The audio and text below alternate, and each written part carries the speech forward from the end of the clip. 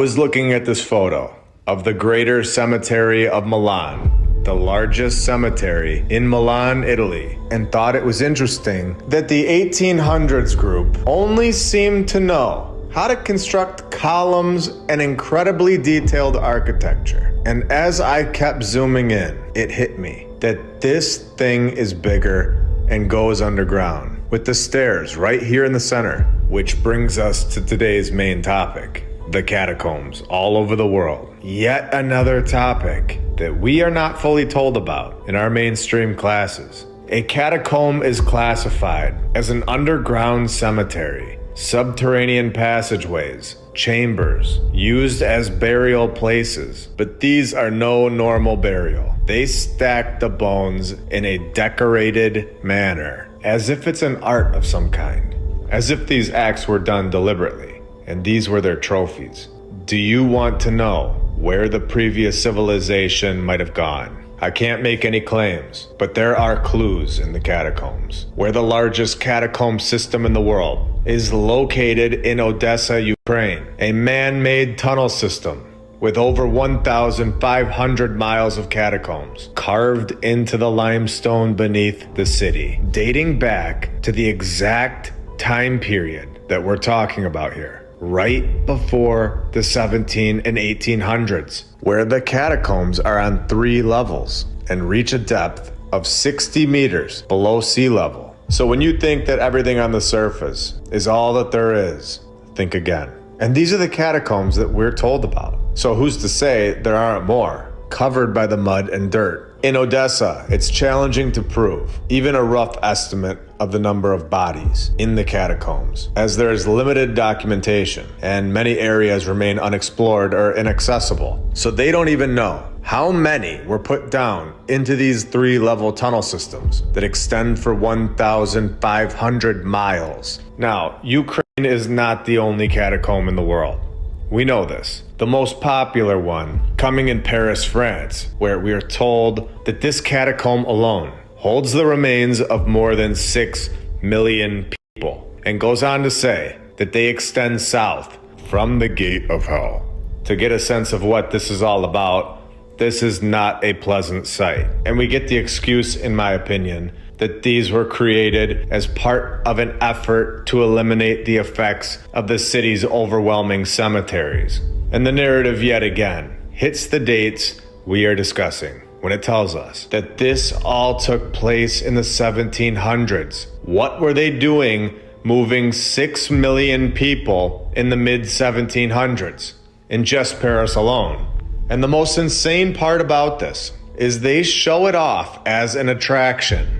Buy your tickets here and see what they've done, extending to the gate of hell, in their words. This is all information that has been sitting here for a very long time, and all information that we, for some reason, never really looked at collectively. But now is the time for all of us to get a clearer understanding of what really took place in the past. Catacombs all over the world, on their website, explaining that these go down 131 steps under Paris, France. Tunnels that cover nearly 2,000 acres, right below the city that we all walk on, where we can explore about 1 mile of this place, when it has 200 miles of bone-lined walls. And yet again, 2 for 2 today, though only a small part is explored and open to the public. So we are getting an understanding that this 6 million total people is probably much more. And again, we have all asked, where did this advanced civilization go? I am simply researching and sharing what I find, but we can all speculate that it's possible that they are all right below us. A major reason, in my opinion, that these cities hold a very powerful energy, one that draws a mass amount of people to them. Once something major happens in a location, I think we can forever sense it, whether it's good or bad. The catacombs, a topic I didn't want to cover too early into this research. I felt like we are at the point now that we are ready for it. And we're all ready to understand even more about this topic. And we all understand with a photo like this, that all of these remains needed to be separated. This is not a normal way to bury somebody. This looks like an award of some kind, like a trophy. Like whoever did this accomplished something and are creating some kind of trophy for themselves. These are all intertwined with each other. And again, how many more of these are below our cities that we don't know about and aren't told about or being restricted from us? St. Stephen's Cathedral, located in Vienna, Austria, where we of course get the fire nod, and also houses the remains of around 11,000 people in its catacombs. So this cathedral that holds a fire narrative and 11,000 people buried underneath it is selling tickets. You can visit them on a tour. Just buy your tickets today. This is unbelievable.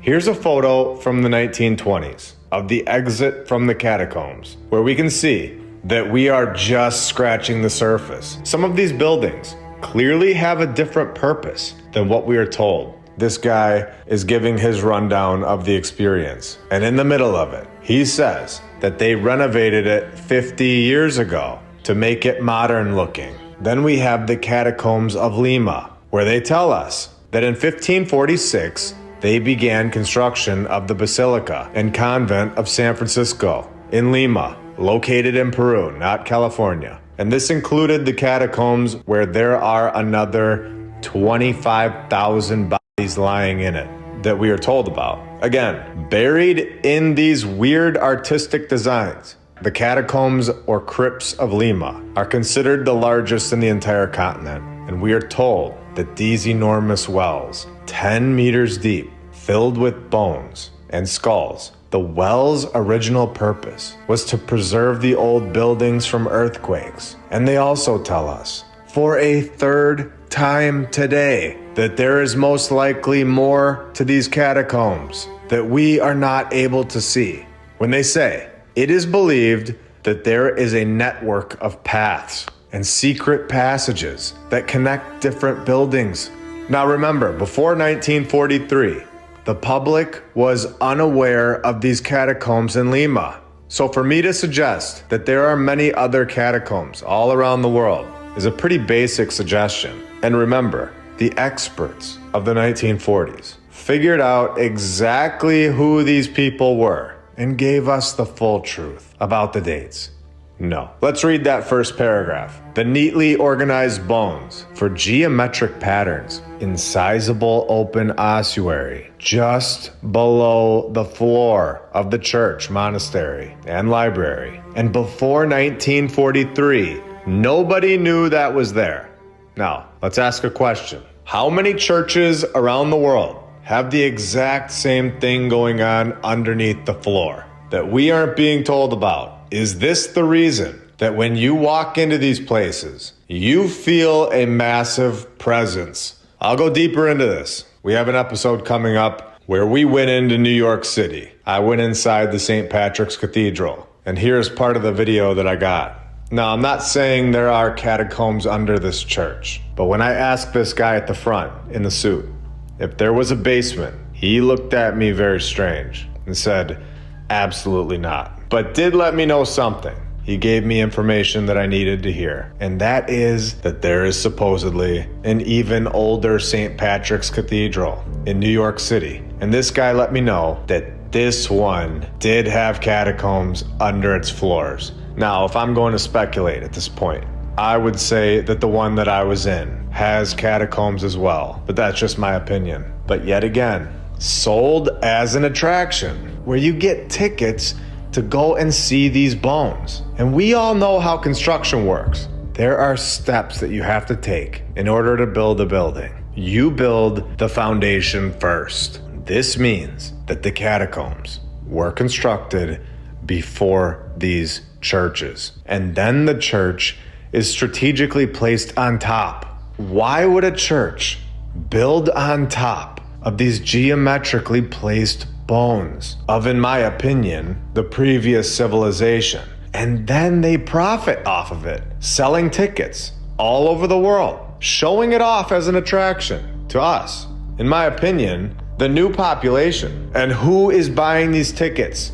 And then we have the Brno ossuary, an underground ossuary that were rediscovered in 2001. So this has just been hanging out below the ground for all this time, and we just rediscovered it. I keep saying it, but now knowing this, can you even imagine what is really below our feet? And who did this? Who set all these bones up like this? And yet again, it is under the Church of St. James, where it holds an estimated 50,000 people, making it the second largest ossuary in Europe that we know about. And remember, all of these bones are laid in a pattern, like we've been told, and they are done like this all over the world, not just in Europe, meaning that the same group did this all over the world. And they tell us it's because the graves were too populated. Yet they go on to dismantle the bones and put them into geometric patterns, which makes no sense at all. Why would you randomly do that? It doesn't add up. You would preserve them properly and lay them the way they were found. This feels much deeper than simply transporting due to overpopulation of an area and then building a church right on top of them, over and over. So who do they tell us is responsible for placing these bones into geometric patterns? Who did this? According to walksofitaly.com, it was just your everyday quarrymen. You know, those quarrymen just laid human skulls into perfect geometric shapes for fun back in the day. This was their side hobby, of course. No. Let's read this. Despite the ritual with which the bones were transferred, the bones had simply been dumped into the tunnels in large heaps. Slowly but surely, the quarrymen lined the walls with tibias and femurs, punctuated with skulls, which form the basis of most of the decorations that tourists see today. This is unbelievable. Now, do we really think that this was just the quarrymen that just randomly decided to do this in every single continent in the world? Or do we think that this is a front story for the group that is truly responsible for this? You tell me. And that is just for Paris, France. So what about in Peru?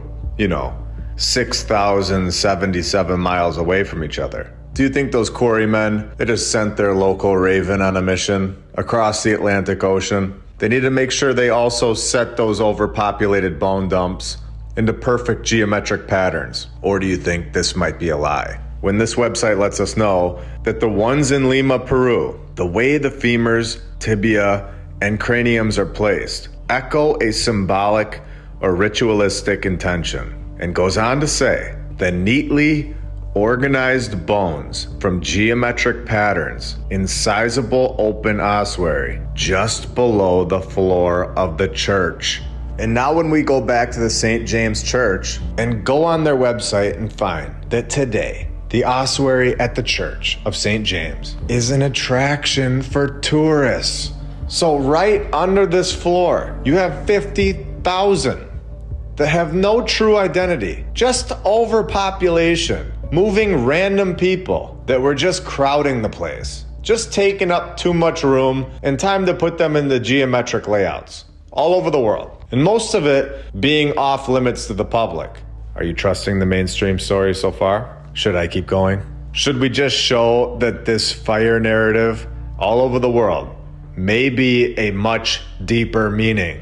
Is this the location where the catacombs are located? Because in 1515, the St. James Church, we're told that the finished presbytery was affected by the fire that caused the roof to fall in and subsequently destroyed all the altars. Is this the nod, showing us the locations of where they are buried? I'm not sure, but we have seen it multiple times now, and things are starting to get very interesting if you ask me. Coded messages, hidden clues, all written within these narratives that have been waiting for us to discover them for years. I've said it before, but it does feel exactly like a game, a puzzle that we are supposed to solve, all within this narrative that we've been given. Clues that when you know what you're looking for, seem to stare at you right in the face. So let's go deeper. Let's take a look at this map. Right here in the center,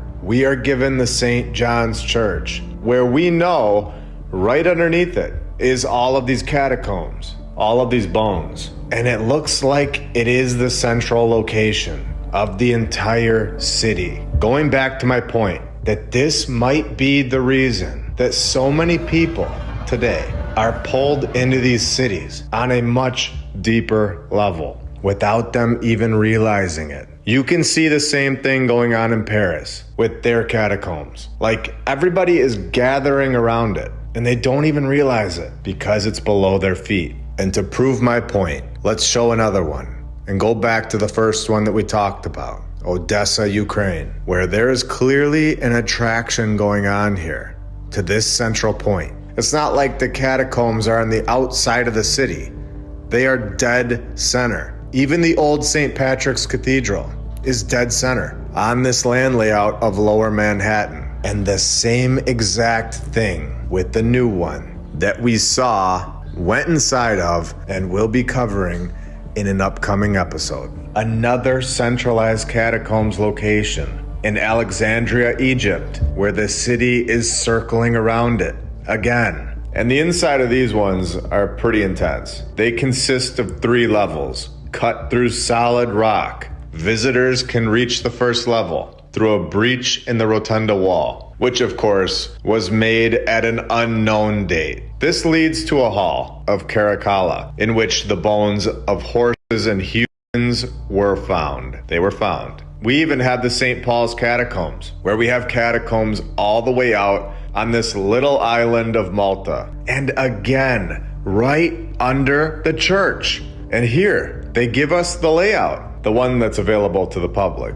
And you can see that this is intricate. This is not done by your average cowboy or your random quarryman. They were very advanced and precise with what they were doing all over the world. So what we see on the ground is clearly not all to this place that we live. There is much more below our feet, where I have some incredible things planned for this channel. The more that it grows. The more that it grows, the easier it will get for us to do things. One thing's for sure, and that is that we have a lot more to discover in places that have been here all along. And now that we know that they are there, we can go even further into this research. And do we all understand how this is all connected now? When we can go back to episode 68, when we saw the Tron Kirk. And at that time we didn't know, but now we do. Located in Edinburgh, Scotland. Do we all remember what we read?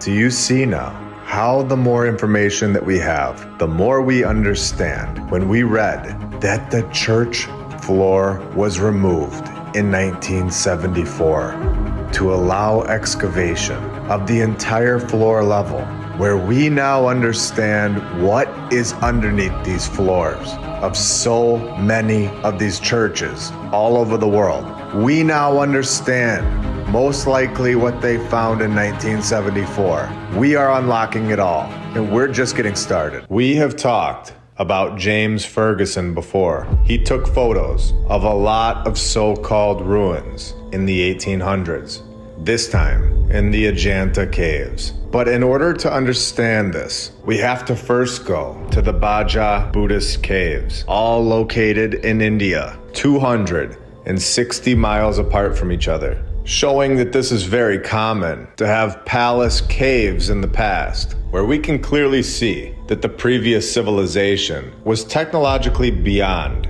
anything that we could ever imagine, and clearly beyond anything that we have ever been told. This advanced group of people that were here before us were not only capable of building palaces situated on the ground, like we have seen with the Cologne Cathedral or the Milan Cathedral, palaces that last forever, built to easily withstand the test of time. The previous civilization was also capable to go into cliffs and carve out palaces within the volcanic rock that extends along a cliff overlooking the Wagora River. And at this point in time, alarms should be going off for all of us. At this point in time, we should all be able to see that there is something massive wrong with what we have been told by the mainstream history. Just because they call them ruins or ancient, this does not simply dismiss why they are here. We can see that there are 22 entrances to this place, where they are called caves now. And we know here that it's very possible we're not being told everything, where the good stuff is normally off limits to the public, where we know that, we've seen that, where we know that a few caves, or in my opinion, entrances, have been either destroyed or hidden by dirt. I've found some incredible stuff here, and I'm not holding any of it back. So let's take a look together. Once you enter this cave, you see centralized in the back is a rock-carved ball placed on top of this platform. And you'll definitely want to remember this for later. And they tell us that this is a relic of resident monks, where their names are engraved on the side. But let's be honest and think logically. Me and you could have just wrote our names on the side of this thing last night, telling us that this dates back 2,200 years ago. And we all know how trustworthy that date is at this point. Not only do we have this one that seems to be the main one, but they have all these other ones in another cave nearby. So they were clearly used for something, where some of them connected to the ceiling. And in my opinion, this part has been destroyed, and was very possible that it was an energy source. Because when we go back to the main one, you can see that that one also had this box on top, which is, in my opinion, no longer connected to the ceiling where it once was. Some sort of old world technology here for sure. Incredible stuff. Someone has clearly come in here and destroyed the tops of these structures. And something has happened here where we live. We all know this by now. A massive mud flood has buried a lot of structures. We know that a lot of the old world is still under our feet. And we also know that there are hidden structures within these hills, especially when we are told in an article on photodharma.net that in 1879, the exact same year that James Ferguson was taking photos of these caves, 260 miles away, in another set of caves in India, which is lining up perfectly for us now, that a very old and most interesting cave was discovered in the Baja Scarp, further east. When first found, the cave was filled nearly to the roof of the veranda with mud and earth, filled with mud. How many more caves are in there that are still filled with this mud? Is this entire mountain one massive temple? Have we just located a massive old world palace that is hidden by mud? And would you be shocked if these were all over the world, just waiting for us to find them? Especially when we find these caves over here and then scroll to the top of, in my opinion, a palace, and we find more openings and a massive waterfall that was clearly man-made. Perfect steps leading all the way up, where we now know that this whole thing is no random mountain, and in my opinion, proves that there has been a massive cover-up in our historical timeline, proving that there was a group of people here before us that had technology that would be unimaginable. Technology that the ones in control today most likely still have. At this point, I can say confidently that in 1895, the power tool was given back to us. That was not the first time the power tool has ever been here. It is officially time for everyone to fully understand that the historical narrative that we are forced fed since day one is not a story for us. It is a story for them. The true story of our past is much, much deeper and holds a hidden past. Now that we know about the Baja Caves, it's time to go northeast and see what James Ferguson located in the exact same year of 1879. I have found more photographs of it. This one being in the database of Princeton University, tagging it as Cave 26. It's time to show the world that these caves are just entrances to an old world palace that is a much larger structure than we can even imagine, and just being hidden by this dirt. And that these structures are not the only ones in the world, and that there is something significant going on here, something strategic, something that was created by the same group, and something that is clearly being hidden from us today. When we have located Cave 26 on Google Earth, and remember that I said to keep this one in mind from earlier, the one from 260 miles away. When we now go to the Ajanta Caves and see this exact same structure 260 miles away on an even larger scale, with the box on the top of the ball present, exactly like we saw in the other cave. And when we enter the cave, there are depictions of giant people. What have we found today? Multiple caves, possible entrances to a massive structure that is hidden under the dirt. Multiple structures that are identical to each other, hundreds of miles away. Depictions of giants, depictions of the previous civilization that held this technology to construct this way. And we're just getting started. This is all Cave 26. Let's take a look at the other caves. Let's just start with cave number 2. With artwork crafted into the ceilings and pillars. And remember, our timeline that we have talked about and we have shown so much evidence about with our current civilization really ramping up in the 1800s, we get another nod that this is the case. When we are told the origins of these caves, when they were accidentally discovered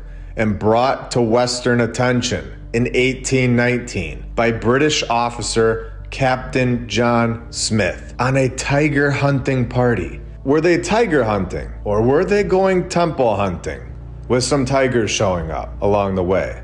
Before 1819, these caves were undiscovered, meaning that their true origins are 100% unknown. And any mainstream historian, any so-called expert, can take a wild guess and make up some story. But we all know that they didn't even know about them until 1819, which is the exact timeline that we have been talking about here. Not the 1400s, not the 1500s. This is incredible, especially when they try and make a story up about them and say that the caves were built in 2 phases. The first starting around the 2nd century BCE, 2,200 years ago. And the second phase, occurring between 400 to 650 CE, where they can make up any date they want, but we all know that in episode 33, they didn't even know who built their building in just the last 150 years in California. Each one of these caves are so interesting. Cave 9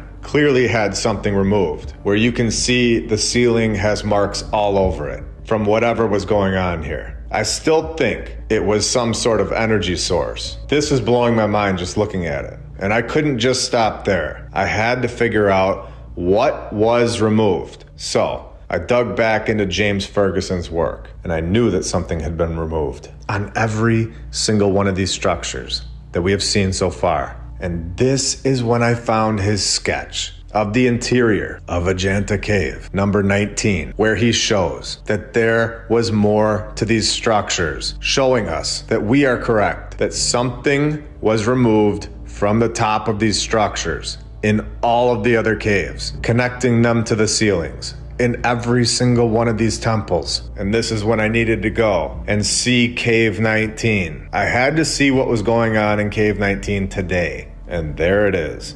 We have located what was on top of all of these structures. We were 100% correct. We all know that the old world obviously held incredible technology. And now we know what connected every single one of these to the ceiling. And it was removed. And it's been removed since that date that they found it.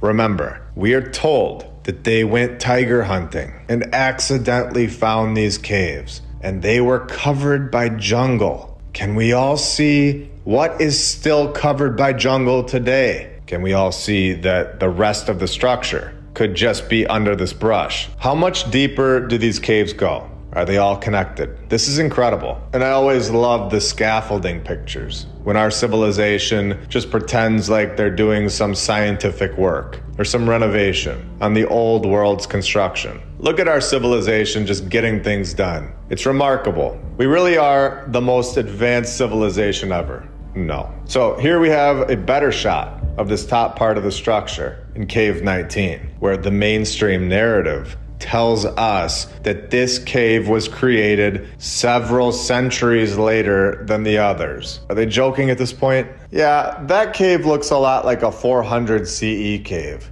And that one over there looks a lot like a negative 200 cave.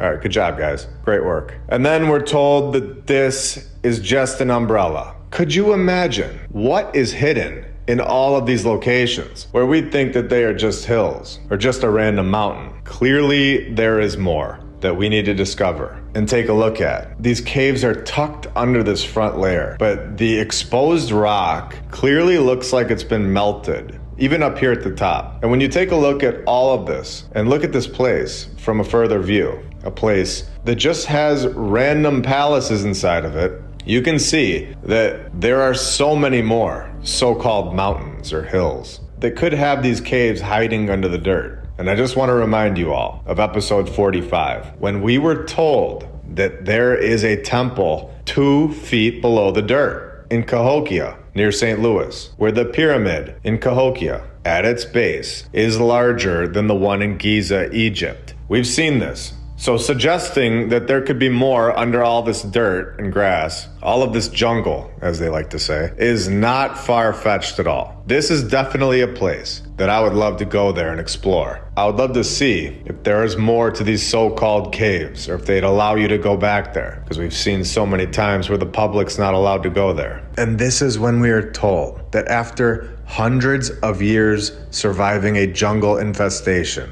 Ajanta's ancient wonders are being destroyed by visitors' breath. An article from 2022 says that these caves are under serious threat. Not from age, of course, but from the rush of visitors. And we can all see where this is going, can't we?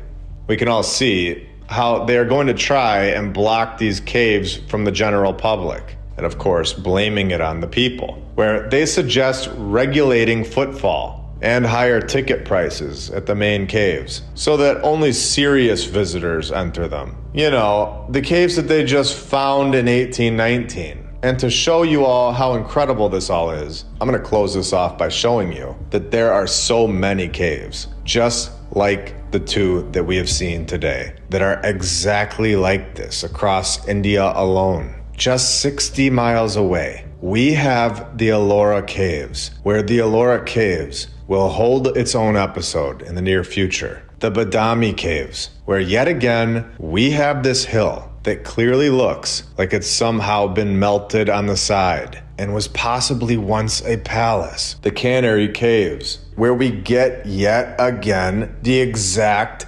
same thing that we have seen in multiple caves today. We get the columns to the left and right, and then we get this structure in the center with the top part removed again. This time, just north of Mumbai, 80 miles apart from the Baji Caves that we talked about in the beginning of this episode, holding even more depictions of giant humans, or even the Badami Cave temples, all located in India. This time, further south, where we get the same sort of thing, where the entire structure looks like it's been melted, besides the entrance. You can even see at the top left, where it seems like part of it right there survived. And in my opinion, it would be more probable that this was one massive structure, rather than people just chiseling this out perfectly, over and over, all over India, with the final result and what we see today just looking like a cave. Take a look at this thing. Does this look like it was chiseled out of the rock, or does it look like it was built and the face of it is simply melted? Let me know in the comments below. And here we have a great photo where the caves are in the background and our civilization's construction is down here at the bottom, to really show off that evolving and advancing thing that they keep telling us about. Evolution, we were told. And another photo where in my opinion, we have the front of this palace completely melted and almost looks like it was turned into dough and then ultimately hardened, with the inside remaining in its original state. And of course, the Pandavleni caves. Again, all of this is in India, where we have the same exact thing going on here as well, where the entire overall structure is completely destroyed and melted and just looks like a hill that we are all told is now a cave, where this one holds the exact same thing inside. And this one located 168 miles away from the place that James Ferguson took that photo in 1879. All connected, all built for the same purpose, by possibly the same people, where one thing is for sure, our human history is much deeper than we are told. It clearly holds a hidden past, one that we are exploring in every single episode. A community that is growing faster and faster by the day, with more and more people researching, proving that we are correct and that there was an advanced civilization here, possibly much, much closer to our timeline than we are currently being told. While looking at this map, I noticed Astrakhan right here to the side of the Tartarian Empire. So I began to dig into this name, and what I found fit in perfectly with what we have seen all over the world, where they have now changed its spelling. And a very interesting fact is that the ruins of this medieval, and there's that word again, where we know that medieval is just another name for the previous civilization. This medieval settlement were found by archaeologists 12 kilometers upstream from the modern city today, which is interesting. So what is going on 12 kilometers upstream, where there's obviously a clear attempt to trip us up? Changing locations, changing names. But we have found this location, and we are going to expose it right now, where Zasatarksan was the capital of Astrakhan Khanate by the Astrakhan Tatars. When we click on the capital, the real location that was situated 12 kilometers upstream, we now know that we have found the true location. And then we can begin to find the truth, where they, of course, throw the fire narrative right in there, saying that in 1556, the city burned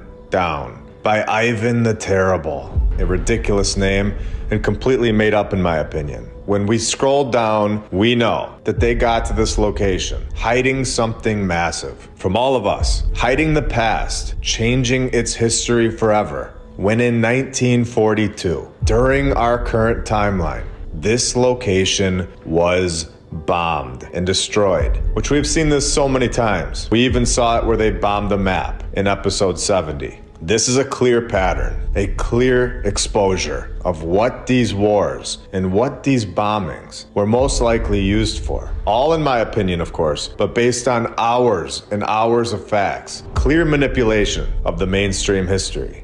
Because what would we have found in this location before the bombings would have changed everything, showing us the possible truth. And if we follow the Volga River north, we are going to find the city of Volgograd. So let's zoom in here and see what they have going on, where this entire area, in my opinion, is 100% connected to Tartaria and the previous civilization. So right next to this modern arena, I want to show you all something that blew my mind. When you go up these steps and you walk along this path, you will see in the distance a massive statue of a lady holding a sword. And in my personal opinion, this monument, which is now named the Motherland Calls, is from the previous civilization, where its construction photos show a completed statue over and over. We even get a computer-generated photo, in my opinion, of a guy way out there on the hand,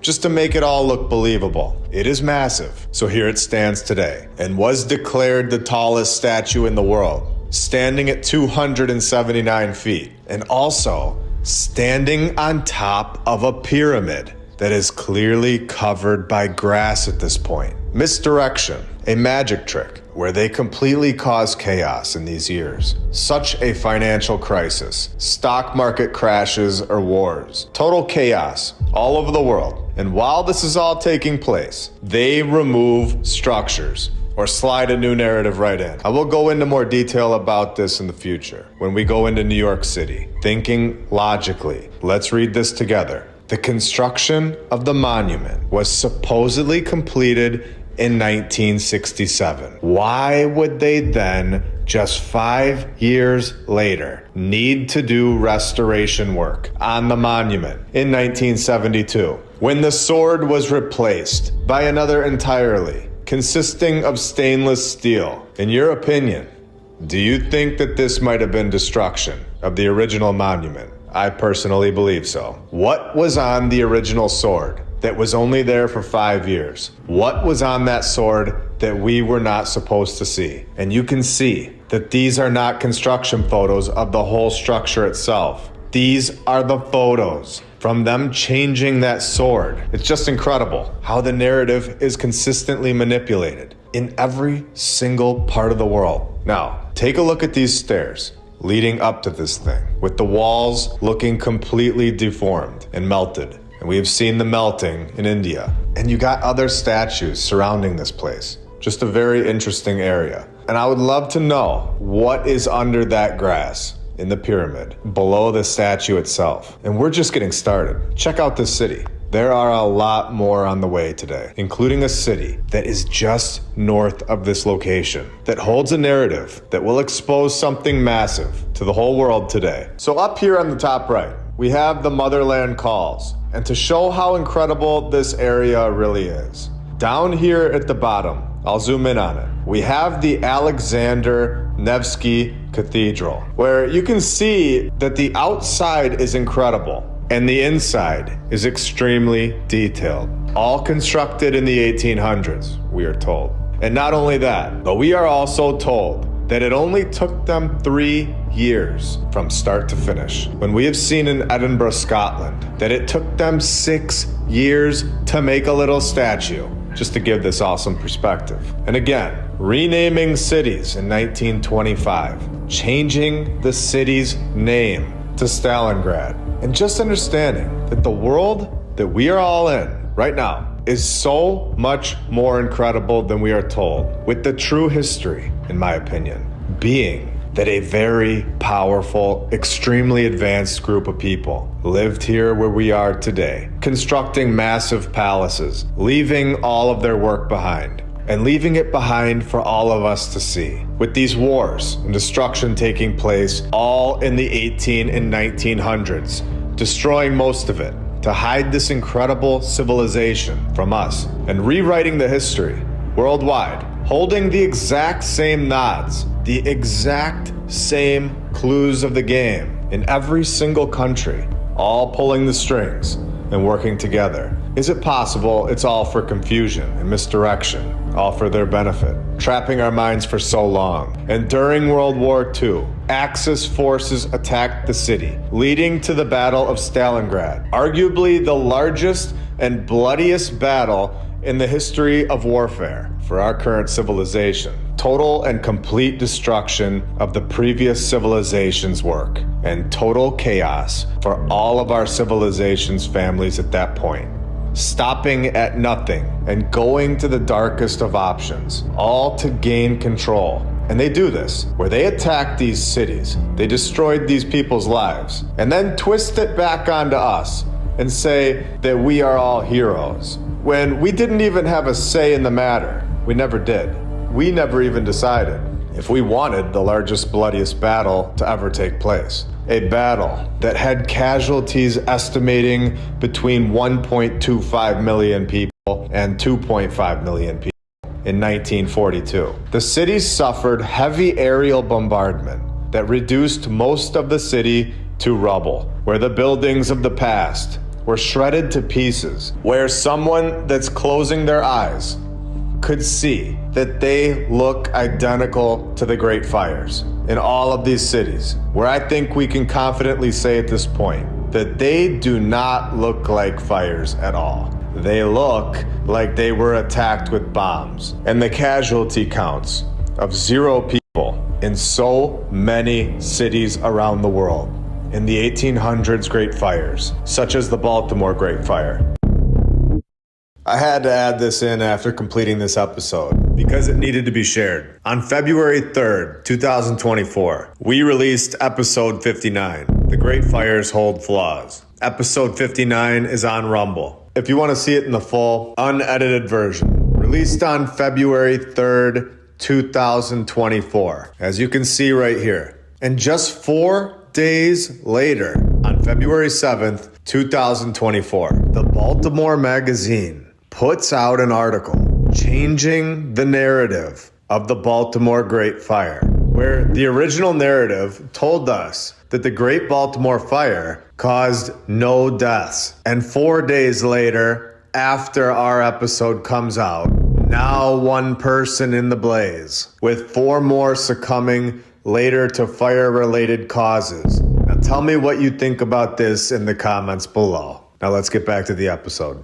The Toronto Great Fire, the Galveston Great Fire, and on are, in my opinion, the narrative just giving us the middle finger and getting the bombing campaign and 5 months of fighting that followed destroyed 99% of the previous civilization's work, of the population that knew the truth. Of more than 500,000 people, before the battle, only 1,515 people remained. And we know here that those 1,500 people were most likely sent to the local asylum, the insane asylum. The operation, the game that is played, using us as the players, is beyond clear at this point. We've gone over this multiple times, covering the insane asylums as well as the orphan asylums. You can check episode 52 out if you're interested in that. And in order to find answers, we have to ask questions and be open-minded. With War Under the Ground, where we have shown with our tunnel episodes, our catacomb episodes, that there is just so much more going on under the ground than we can see. We fully understand at this point when they go on to say, yes, they fought at Stalingrad and underground dungeons, destruction of the previous civilization's underground work, telling us that there is at least 150 kilometers of tunnels underground with stable stone arches with the width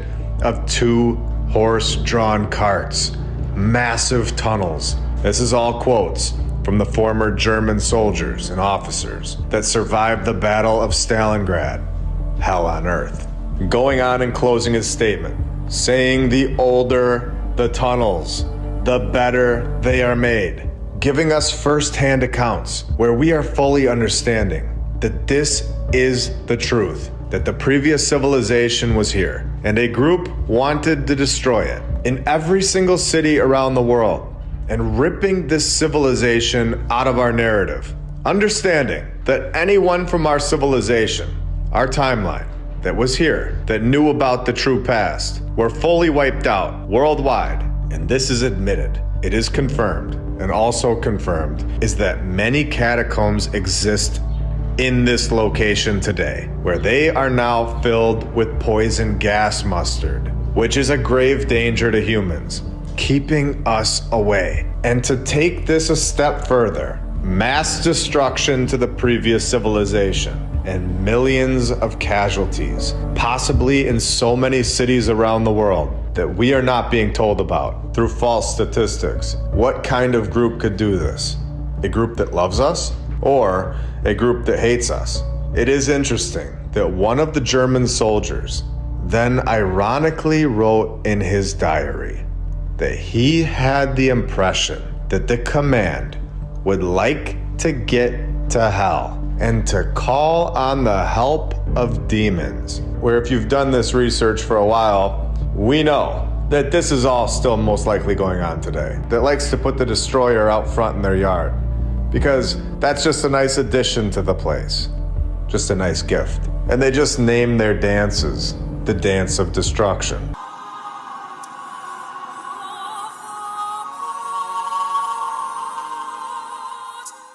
And this is all very normal stuff. Any of us would have done it? No. And did any of us agree that we all want them smashing particles together. Because I must have missed that meeting.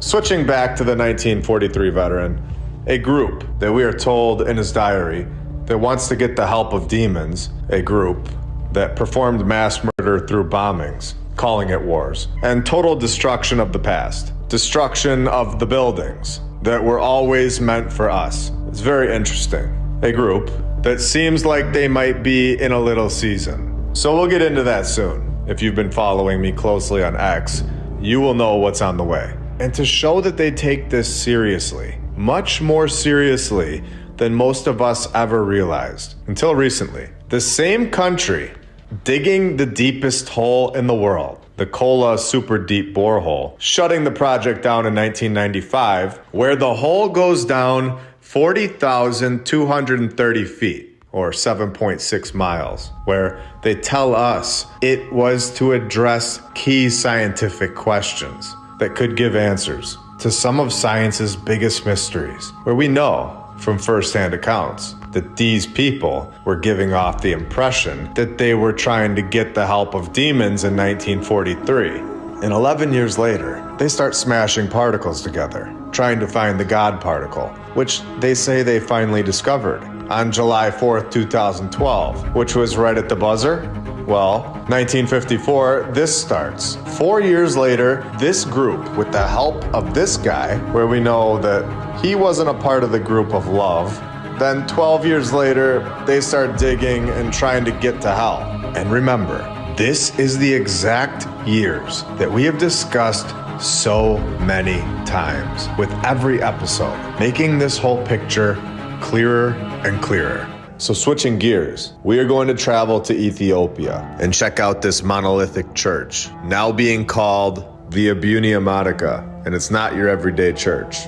This one is situated at a height of 8,460 feet and has to be climbed on foot to reach, where it is notable for its dome and wall paintings, dating back 1,600 years, supposedly. Again, making up any date they'd like, where this one is according to the local legend, where they just went over and asked the guy working at the local Walmart. This was his take on it. No, I'm kidding, of course, but shows that a local legend is not factual evidence. This is where it's located, and I want to remind you all, and we've seen so many times, just like in the Indian caves, where these may just be entrances to a melted overall structure. This could have easily been a massive palace, where nobody was climbing 8,460 feet in the air, traversing steep sandstone pinnacles and sharp sheer drops just to enter it. A much better option for a church 1,600 years ago would have been on the ground. So saying that this entire thing is one massive structure would explain this much better, in my opinion, than believing that someone decided to build a church thousands of feet in the air during a time period where humans supposedly had nothing. I personally believe that if we were to remove the front layer of this thing, what we all can see, you would find more to the structure. I believe that you really would find a massive old world palace inside. And again, if this is the case, that this is one massive old world palace, how many more of these structures that we think are cliffs or massive rocks, how many more are actually palaces with rooms inside, just like they found in episode 73 in 1819 by accident, where the true history of this place is a total mystery. They start off by telling us that it was built in the honor of one of the 9 saints of the Ethiopian church, carved by Father Yameta 1,600 years ago, all documented in the local library. No, where it is, of course, not known why he chose such a remote location. They guess it's because he was evading enemies and capture, while others claim Yameta just wanted some peace and quiet, seeking solitude and isolation from the world, where the true history will forever be a mystery. except for the part where they definitely know exactly what happened 1,600 years ago, in the middle of nowhere, 8,460 feet in the air. Was this just a normal occurrence 1,600 years ago? Just climbing up 8,500 feet to make a church, all just to get some privacy. Was it possible that Donkeys Incorporated was keeping them up at night? I think 1,000 feet in the air would have worked. What do you think? So why go up 8,500 feet in the air to do this? This is ridiculous. According to all of these sources, including the Greek reporter, this is the world's most inaccessible church. When I believe that just like the Indian caves, these are just openings to a much larger structure, where we were going to end the episode right there, until I saw something massive pop up on my screen. Again, this church, located on a cliff, is located in Ethiopia, just 200 miles south, all in Ethiopia. We have the House of the Cross, a rock church that we are told is an Orthodox underground monolith church carved into rock. There are two churches belonging together, all served with one entrance, holding a rarely seen chapel at the western side. It can be accessed through the tomb of Adam. They can also access this location through a tunnel at the southern end of the courthouse. This location is named after the area where Jesus was buried, where it is believed to be the most important and holiest shrine in all of the churches in Lalibela.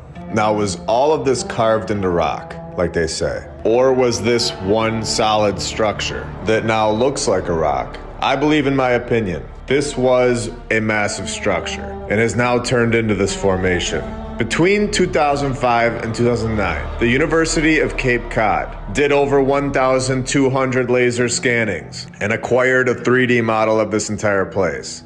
They were able to find that this place was so much bigger underground, which in my opinion proves that we are correct, showing that this place was situated on ground level. These were not tunnels. And now, after an event took place worldwide, which we have seen countless times, this event burying a lot of the previous civilization's work. Does this structure, the Bet Georgis, look like something that was covered by mud? Does it not resemble exactly what we've seen in India when the mainstream tells us that these are carved into the rock? Are we beginning to get closer to our true history? Are we beginning to see that the previous civilization's work, a lot of it, is not only in palaces that we can go and see, but also right below our feet, possibly in every single city in the world,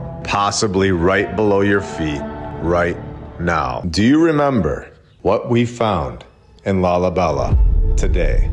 We are going to go even further than before. We are going to go high into the mountains of northern Ethiopia. It is one of the most important pilgrimage places of the Ethiopian Orthodox Church. These churches, supposedly carved into the rock, were built during the 25-year reign of King Lalibela, supposedly, where we are also told that they were built with more than a little help from the angels, where archaeologists question miracles. Again, we have shown a lot of evidence that these structures are most likely not carved out of solid rock, and they were most likely constructed and have since turned into this appearance, especially when we are told that these churches at Lalibela also form interconnecting complexes, tunnel systems. Again, something that we have shown all over the world, this time within the solid rock formation. And it goes on to say, church tradition recognizes the huge task represented by the cutting of these churches and their associated trenches, passages, and tunnels. On this channel, we suggest that there was a civilization before us that held incredible technology that we are being given back today very slowly. A civilization that was able to construct incredible structures all over the world. Structures that we are still able to go inside of. They held tools that would blow our minds today. As the paragraph continues on, we read, it explains the completion of the excavation during the reign of a single king by attributing much of the work to angels who, after the workmen had downed tools for the day, came in on the night shift and worked twice as fast as the human workers had done. This story is suggesting that angels came down and helped humans construct the palaces around the world. Again, this is all research, and you are free to think whatever you'd like. But when I find something that possibly opens even more doors for us, possibly shows us the truth, possibly shows us how these palaces got here so fast in every single continent in the world, I am not holding that information back. Angels coming in and helping humans complete palaces. This is the narrative. This is the story. Helping them complete palaces that last forever. Which brings up another question. If this is true, where are we really? Are these angels still here? Or are we in a little season? A season that is not for us. It is very interesting at the very minimum. At 8,000 feet on the central plateau of Ethiopia stands 11 churches, each supposedly carved from a single gigantic block of stone, where not much is known about who built them or why. Again, all supposedly constructed by angels. The site of the 11 churches covers about 62 acres, is divided by a stream, the River of Jordan, the largest church, covering around 8,000 square feet, with each being about 4 stories tall. Now this place is pretty important to the people of this location, where people take their children and walk from their farms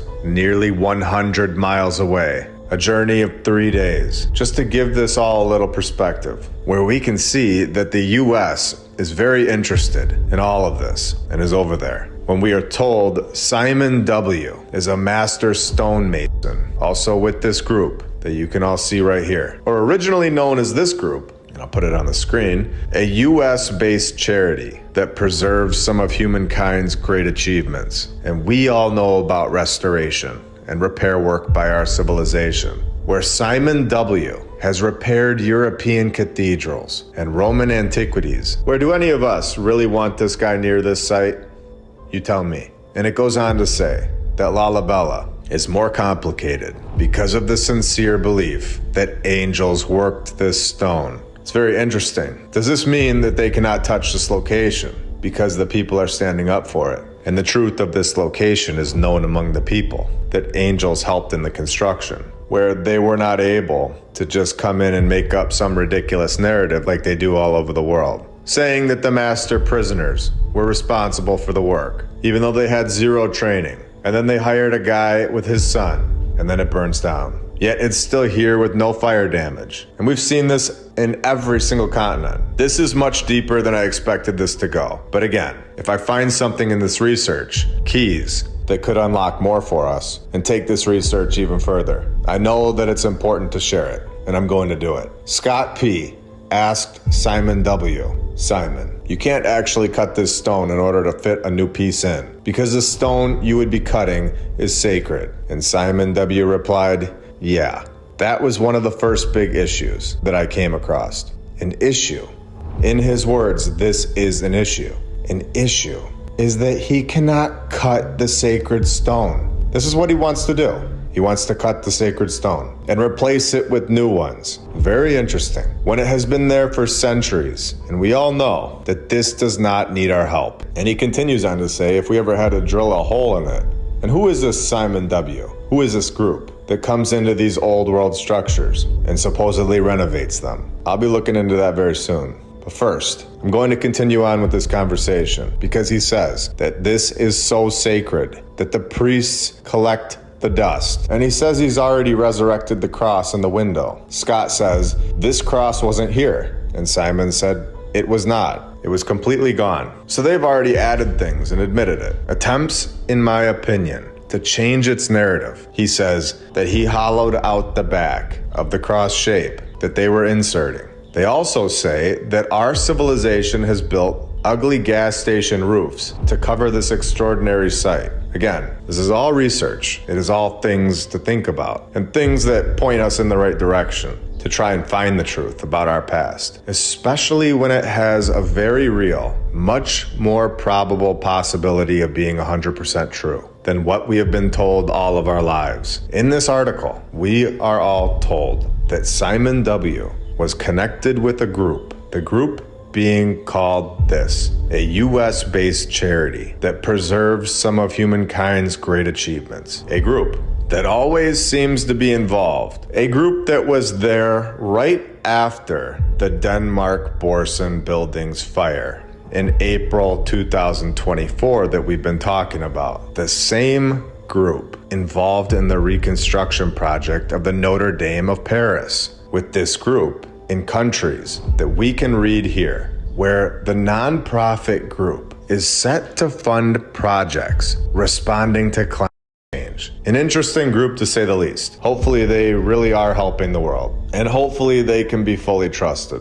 And hopefully it's all just one big coincidence that they are situated in these sites that hold incredible keys to our hidden history. Here we are given the Ducal Palace, said to have been constructed in the incredible year of 1454, where they tell us that 250 years after they carved palaces out of stone in Ethiopia, like we have shown today, 250 years later, the solid rock hillside was impregnable to siege, but was problematic for carving out the foundation of the palace. If evolving and advancing was a thing, if it were true, the world would have mastered this after 250 years of advancing, where we begin to see the narrative slip up. The truth is smooth, a lie is all over the place. And we can see this right now. We are also told that restorations were completed and have opened the extensive subterranean network to visitors, tunnel systems. Again,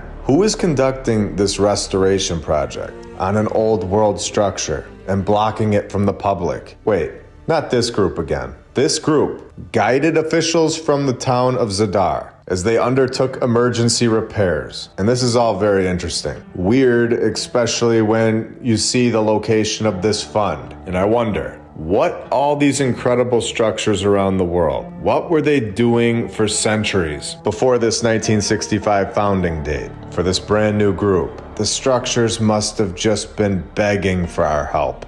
No. Should we just go through and see what other places, out of the kindness of their hearts, have they just gone over to and helped since 1965? To date, this group has worked at more than 500 sites in 91 countries, including many of this group's sites, which could just be another history-loving group. Among highly prominent projects, starting 34 years ago, are many temples, including these two. They've also worked in France, the ghost town of Cracow, Italy, many structures in Rome, and of course, going back to episode 60, several sites on Easter Island, various sites in ancient Luxor in Egypt, Lalibela, Ethiopia, Argentina, the ancient Maya city, and so much more. Now, have we located something today of significance? These are the locations that we are also interested in. Every single one of them, which I'm guessing is no coincidence. I guess it's nice to know that we have a group or two that really want to help preserve the buildings that we're all interested in. It's nice to know that they were there on the scene of the fire in Denmark, faster than anyone that was even there restoring the place. And also very strange that this news group titles this "Denmark Endures Its Own Notre Dame Devastation," when we know which group helped repair both structures. We also know that this fire took place on April 16th. You don't find it odd that they are connecting these buildings through the news. You don't find it odd that these two old world structures, they both burned down on April 16th. I'm gonna ask you, do you believe in coincidences? So James A.G., founder of this group, on their website, which I can post on X if you'd like it, we are told, visited Easter Island, the location, that we have talked about connected to possibly the site of the Garden of Eden, the land of Mu. And we also know that there is an Adam and Eve connection located in Ethiopia, which we have just discussed in our last episode, episode 74. When he visited Easter Island in the 1970s, he traveled there at the invitation of the United States Ambassador, Edward K., whom he met shortly before in, you guessed it, Ethiopia, where the newly established WMF was carrying out its very first field project, the conservation of the churches at Lalibela, the exact location that we are told that angels came down to help construct the palace out of pure stone, a palace that they are still interested in to this day. We also know how Chile had taken over the land of Easter Island. We have shown this. And yet again, we have another connection to this, all coming after Colonel Churchward's work, when he was told of the ancient tablets in the Indian temple, about the land of Mu, telling us about Easter Island, when Corey had been the U.S. diplomatic representative in Ethiopia prior to his resignment to, you guessed it, Chile. This is when he contacted the founder of the group that we've been talking about all day today, and told him to come and see the country's extraordinary monuments. I just find it incredibly interesting that the place that we have found is possibly the Garden of Eden, is the one location that these founders are so interested in right off the bat, right after their founding date. It's the first thing they do is go to Easter Island and possibly the land of Mu.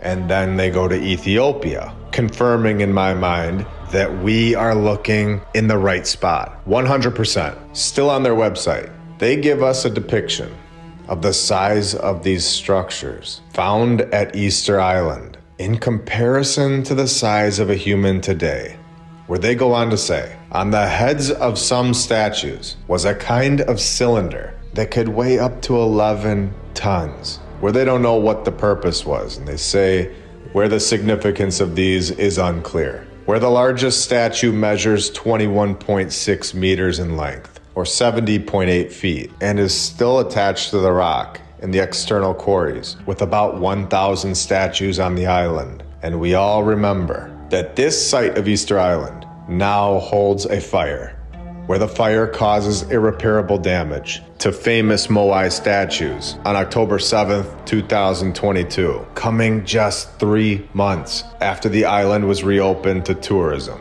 after 2 years of closure. So we have a group that is very interesting to say the least, a group that says that they have conserved over 700 sites, which is different than the 500 that we saw from earlier, where it looks like they might have mixed their story up already and raised 300 million and over 400 million leveraged from other agencies. A group that gives us a list of watch sites every 2 years and tells us the new 100 sites that need their help, starting this in August of 1995, with number 15 coming in marked as Chile, Easter Island. By 2000, it had moved up to 9th. A group that gives awards to champions of conservation. A list that has names that looks like they just gave themselves an award. They own the building that this fund is located in.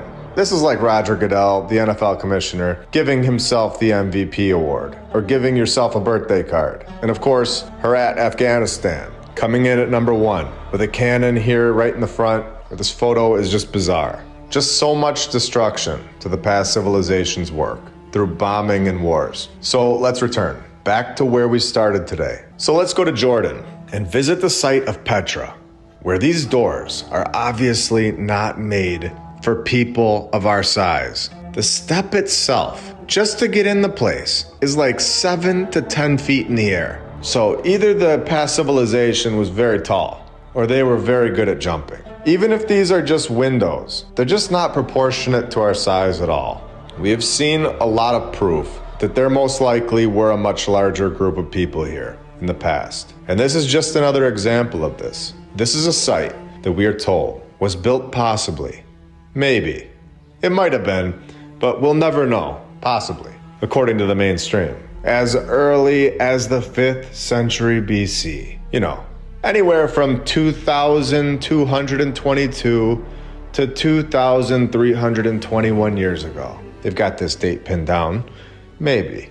Described as one of the most precious cultural properties of man's cultural heritage. In 2007, Petra was voted one of the new 7 wonders of the world, with 1.1 million people visiting it in 2019 alone, where yet again, you can see that there is so much more to this place than just a wall. Once again, in my opinion of course, looking like a larger structure and simply melted around it, with the front still being exposed, where there are more than one opening yet again. The exact same thing that we saw in the Indian caves. We can see how advanced the previous civilization really was. This is incredible to look at. I can't even imagine going there. There is clear melting here. You can even see in the background that that was an old world palace that is now melted. All of this was, in my opinion, an incredibly advanced civilization living here, with palaces that have been turned into this, where you can go inside them still. These are not naturally forming rocks, all looking very similar to the Great Temple in Egypt. It's very interesting that we have the same sort of thing happening all over the world, as if it were the same exact builders going from place to place, and the ones that are left still here for us to see and go inside of today, and all on that watch list of the group that was created 59 years ago, where it's becoming clear, where we have a lot more to learn, a lot more to uncover. And at this point, I believe it is clear that there are groups being funded to hide our true history from all of us. I think that has been exposed today, and tell us all that they want to preserve the previous civilization's work, structures and sites that have been just fine for centuries and have needed zero help. Or have these structures not been around as long as we're told? And we are just discovering this, discovering that the previous civilization wasn't actually here as far back as we always thought, with something massive happening within the last few hundred years. Welcome to St. Paul, Minnesota. Today, we are here at the Minnesota State Capitol building. We are going to be investigating the history that we've all been given behind this location, behind this building. Today, we are going to show that this structure was not originally created to be the Minnesota State Capitol building, where it was not intended to be a building to rule over us, where in my opinion, this building was created for all of us, and it has since been taken over. We will be investigating the narrative that we are all given since day one, and much, much more. We are given the same narrative worldwide, a very clear example showing that the same source generated all of these buildings' narratives, where we are told that this is the third building to serve this purpose. Multiple buildings on the same site. We have seen this so many times over the first 75 episodes. It's in nearly every single old world building's narrative. Not only that, but we are also told that the population boomed in 1858, which we know why. We have covered this in episode 52. We know where all of these people came from. Massive orphan operations. Now, despite efforts to make the Capitol fire resistant, it was of course destroyed by fire 3 years after they supposedly expanded the building. When we know here that this building that we see today is the original building, this story is just that. It's a story. It is a coded message to show which buildings, which structures are from the previous civilization. We know that this fire nod may also be the locations of where the catacombs are located. So be sure to keep this in mind for the future as we continue to dig. While legislators met in the evening, fire broke out in the dome of the Capitol and quickly spread. There were, of course, no deaths, but efforts to save the building failed when it was replaced on the exact same site. Just 2 years later. 2 years. And they were able to clean up the old one. They were able to get a team together, draw up the designs, get all the materials to the site, and construct the new Capitol building with 0 flaws and not a single power tool. Do you understand at this point how we have all been lied to? If anyone needs an even deeper understanding of what this project would require, episode 41 will definitely help anybody out after this. 2 years to clean up the one that supposedly burned down mysteriously. Nobody ever knows how it started. Just another palace up in flames. From the local fire ghost that was playing with matches in the basement, where there was an empty kitchen fire or a faulty light switch. The narrative forgets to give us details that are extremely important. Why would we not be told the exact cause of a fire that burns down a state capitol building? You'd think that would be in the story. We very rarely ever hear how the fire started. Yet there was so many fires, supposedly. So 2 years. Clean up the first one and knock out the second one. And the second one is no shed. It is a 3-story Romanesque masonry building built on the exact same site as the first Capitol building, where I do believe that these buildings that they show in the photos, these buildings, they did exist. They were here. I just don't believe that they were actually the state capitol buildings. I think they were also located in different areas of the city. And to get rid of them, they throw them into the narrative, exactly how you've seen today. Designed the new building in the shape of a Greek cross, with it featuring a foundation of cut stone and walls of red brick with sandstone trim. Each wing measuring 150 feet in length. All of this was planned out and completed in less than 2 years. And I just couldn't stop there. I have seen this fire narrative so many times that I have to find more on it. We even have a playlist called The Fire Games, where we have 3 episodes so far covering 5 cities, exposing all of these fire narratives in all of these old world buildings, where they tell us that the first Capitol building went up in flames, destroying the building. But the building supposedly held $2 million in the safe, all remaining intact, of course. And the large collection of historic newspapers kept in the Minnesota Historical Society's vault also survived. No issues, of course, there. Fire burns a building down, but the newspapers are just fine. Very believable. And the estimated losses were only $2,000. Yet the state's library, of course, suffered the greatest loss. The fire consumed more than 11,000 of their 12,580 books. Almost all of them gone. So all the books are burned, but the newspapers are fine, and the building's gone. So we can now see another thing that was gone in the old world building. All of the old world books. Are you seeing clearer and clearer by the episode? With many rare volumes. So we have a very picky fire and only wanted to destroy rare books in the old world building. When it goes on to say the cause of the fire sparked much speculation. Some thought that it began as a result of a gas explosion, with no gas lights located where the fire started. This theory proved unlikely. Where I'm just gonna skip to the end because this is all a massive lie. The end says, officials, of course, never solved the mystery. I believe it is time for the whole world to see through these narratives' lies. They could not be any clearer in showing us that they deliberately destroyed records of the past and the previous civilization's buildings. So what happened to the second Capitol building? Why do we have a third building here now?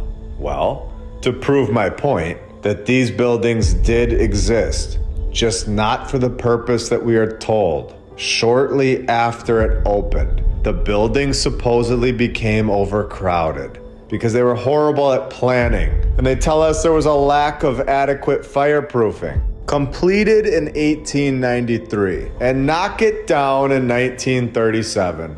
Another old world building gone. And we are presented the one that we have today, when this one was always there, in my opinion. I believe they just moved over to it in 1905 officially and used the other building as storage and a parking lot, exactly like they tell us. Oh, and you thought that was all? You thought I was done?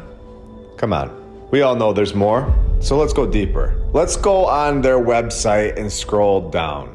It's time for everybody in the world to understand how deep this lie goes. How you sat in those classrooms for years as a child and were knowingly told massive lies every single day. How your family sits in those same classrooms today when they told us about the fire in 1881, but left out something massive. So I went and found it during repairs, where we know what happened on April 16th during repairs in Denmark. We have seen how restoration 100% means destruction. We know this here.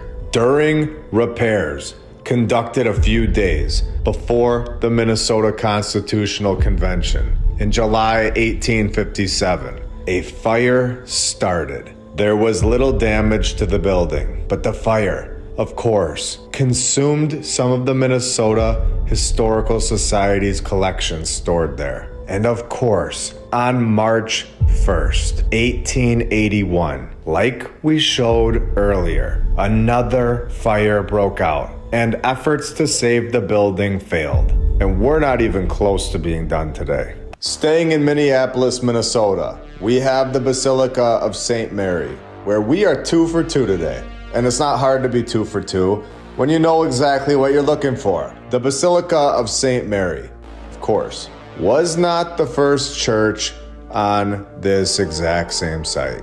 We are told that this one replaced a previous church. Now, this one is very interesting because they tell us that this second church was the first basilica in the United States in 1926. And do we all remember when they found gold inside of one of the old world buildings and needed to do restoration work right after they found it in episode 57?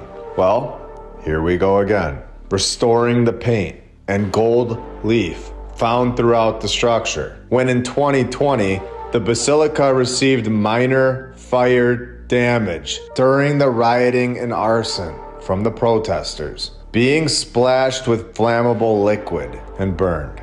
The architect being Emanuel Lewis, where the church was done in 1914, and they take out the character 3 years later, where they say he died in 1917. But this guy is also connected to the Cathedral of St. Paul, being pinned as the architect for this one as well, where we are now 3 for 3 today, holding a narrative of previous cathedrals. The first church was a small log cabin, they tell us. This was our civilization's attempt at a cathedral in 1841. Look at the detail. It's truly breathtaking. Look at the support beams for that crooked fence. The second church building had 3 stories and got an upgrade, with the church itself being on the second floor. Again, both the first and the second churches were just too small. So they settled on a palace. He starts plans for the third cathedral. Of course he does. Get that going in 1853. Why wait? 4 years and it's all wrapped up. Can you believe? No power tools and no shipping companies. You have dirt roads. There's no highways. You would have thought that would have only taken them a few months. What was the holdup for Donkeys Incorporated? I'm not used to seeing them work so slow in the 1800s. Oh, here it is. They were delayed by the Panic of 1857. No wonder it took them so long. The third one that took forever, 4 years, done in 1858. A whole 4 years with that dang panic in the way. Built of stone, measuring 175 feet long, 100 feet wide, but no ornamentation to cut costs, of course. And they just end the story there. And they start talking about the one that's there today. So let's go find it. Not enough space again. Imagine doing this over and over and over. Okay, I'm moving into a new house. I'm not really, but just imagine. Moving into a new house, building the whole thing, and it's done. Even though we just barely scraped by financially. Removing all architectural ornaments from the original design. We just barely got it done. Great job, everybody. Great job. But we have some bad news. Not enough space. So go build me a new one. It's just ridiculous. This story is so crazy. And we gotta make sure that new one just lasts forever. And remember, we don't have any money. So just figure it out. This story is ridiculous. But good thing they got the new one done 1 week early. Of course they did. And like we said earlier, the architect is gone. Suddenly. And then the archbishop is gone the next year. And then knocking down this old world masterpiece in order to make way for the cathedral. Because there was just no land available 120 years ago. And they could afford to just knock down mansions with their budget of basically nothing. Sir, we don't have the funds for ornamentation. Can't we just build the basilica right next to this mansion? There's plenty of space. No, Emmanuel. It must be right there, where this palace sits before us. It's the land that we need for this project. This has gotta be one of the worst narratives that the mainstream narrative has ever come up with to this point. I am 100% sure that a 7-year-old watching this could see that the narrative that we've all been told for decades is complete nonsense. Now, anyone under 18, definitely don't watch this next part. 18 and older, here we go. I'm going to show how this group treats the old world structures today and what they turn them into. So no kids for this part. The Farmer and Mechanics Savings Bank. We are made to believe that this building was built between 1891 and 1893, 2 years, with no power tools, we are told. That it formerly served as the headquarters of Farmers and Mechanics Savings Bank.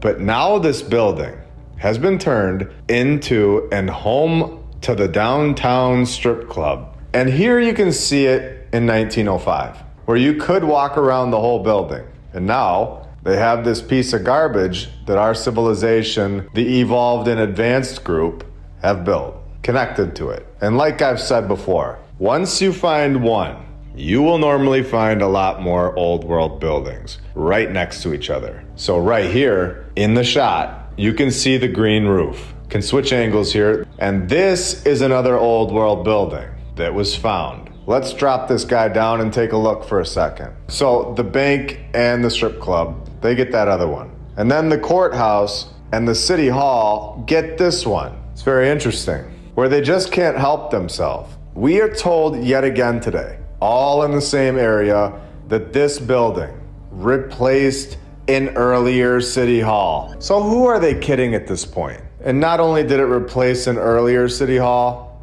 but they also tell us that it replaced an earlier courthouse. This is amazing. Having the world's largest 4-face chiming clock. So this is not your average project. 24-foot clocks, a 345-foot tower, built on rose granite. And they've already got their hands on it, of course, changing its original roof and saying it was leaking, switching it to copper, and restoration of certain historic spaces has been completed. And just for fun, I want to see what's in the backyard. It is cool to see the old world sitting right in the middle of where we live today. You can clearly see the difference between the old world's work and our basic box style today. The old world is worldwide. It's in every single one of our cities, all over the world, with more and more of us seeing this now, and no longer just walking past them with a blind eye. We are all coming together, seeing through the nonsense and never turning back, because as we always say, and it is so true, once you know the truth, once you see the lies that we have been force-fed since day one, you will never go back.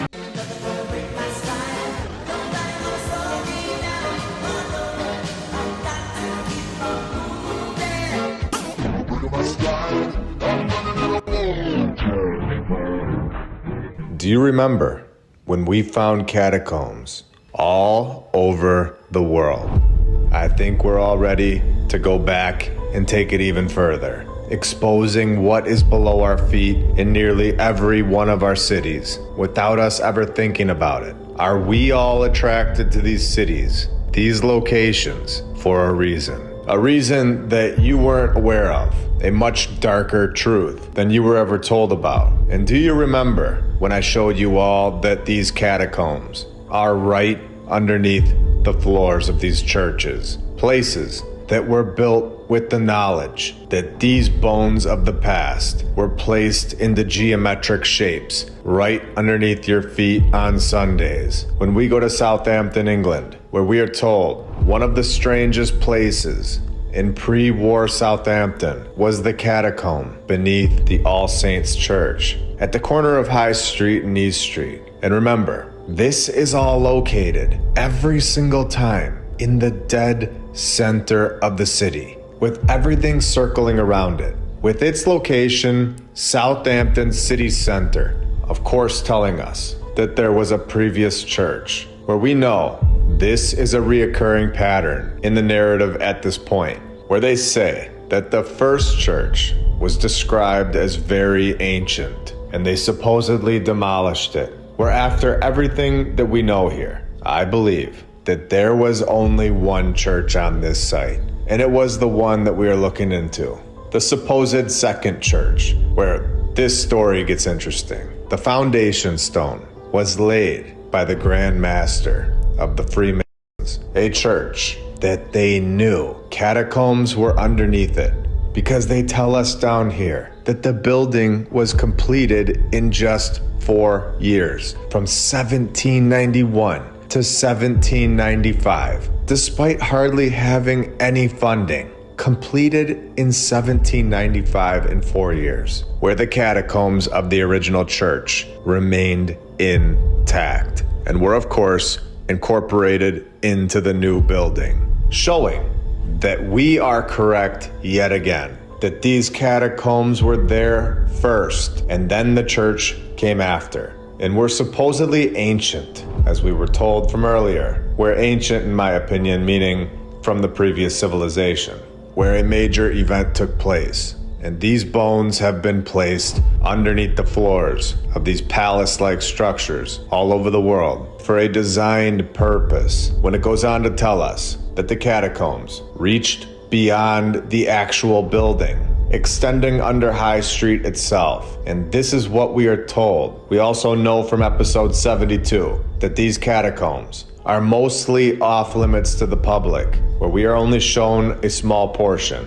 where we know that these most likely extended throughout the entire city. With the new organ being installed in the church in 1861, manufactured by Bevington and Son, where the son is not Bevington's son, in my opinion. I believe that the son is the mason, guiding the way to use the organ to connect with the people above and below the floorboards. When we have shown, according to ScienceDirect.com, piezoelectric effect is the ability of certain materials, including bone, to generate an electrical charge in response to mechanical loading, where we are finding out, in my opinion, how these so-called churches are being used and how they are operating as a machine. The heart of any bone-conducted system is the vibrator, which convert amplified sound. The mechanical vibration, the organ,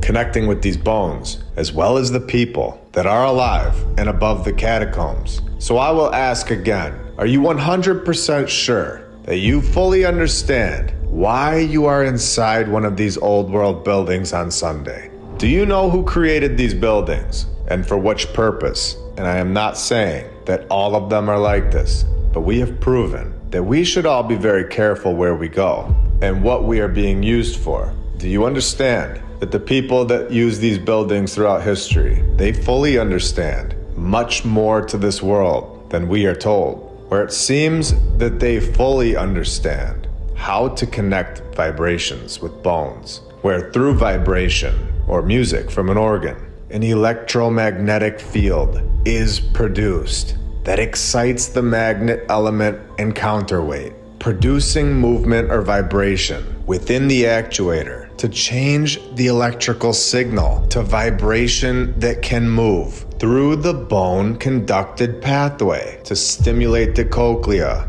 inside of your ear, next to your brain. Do you understand what's going on now?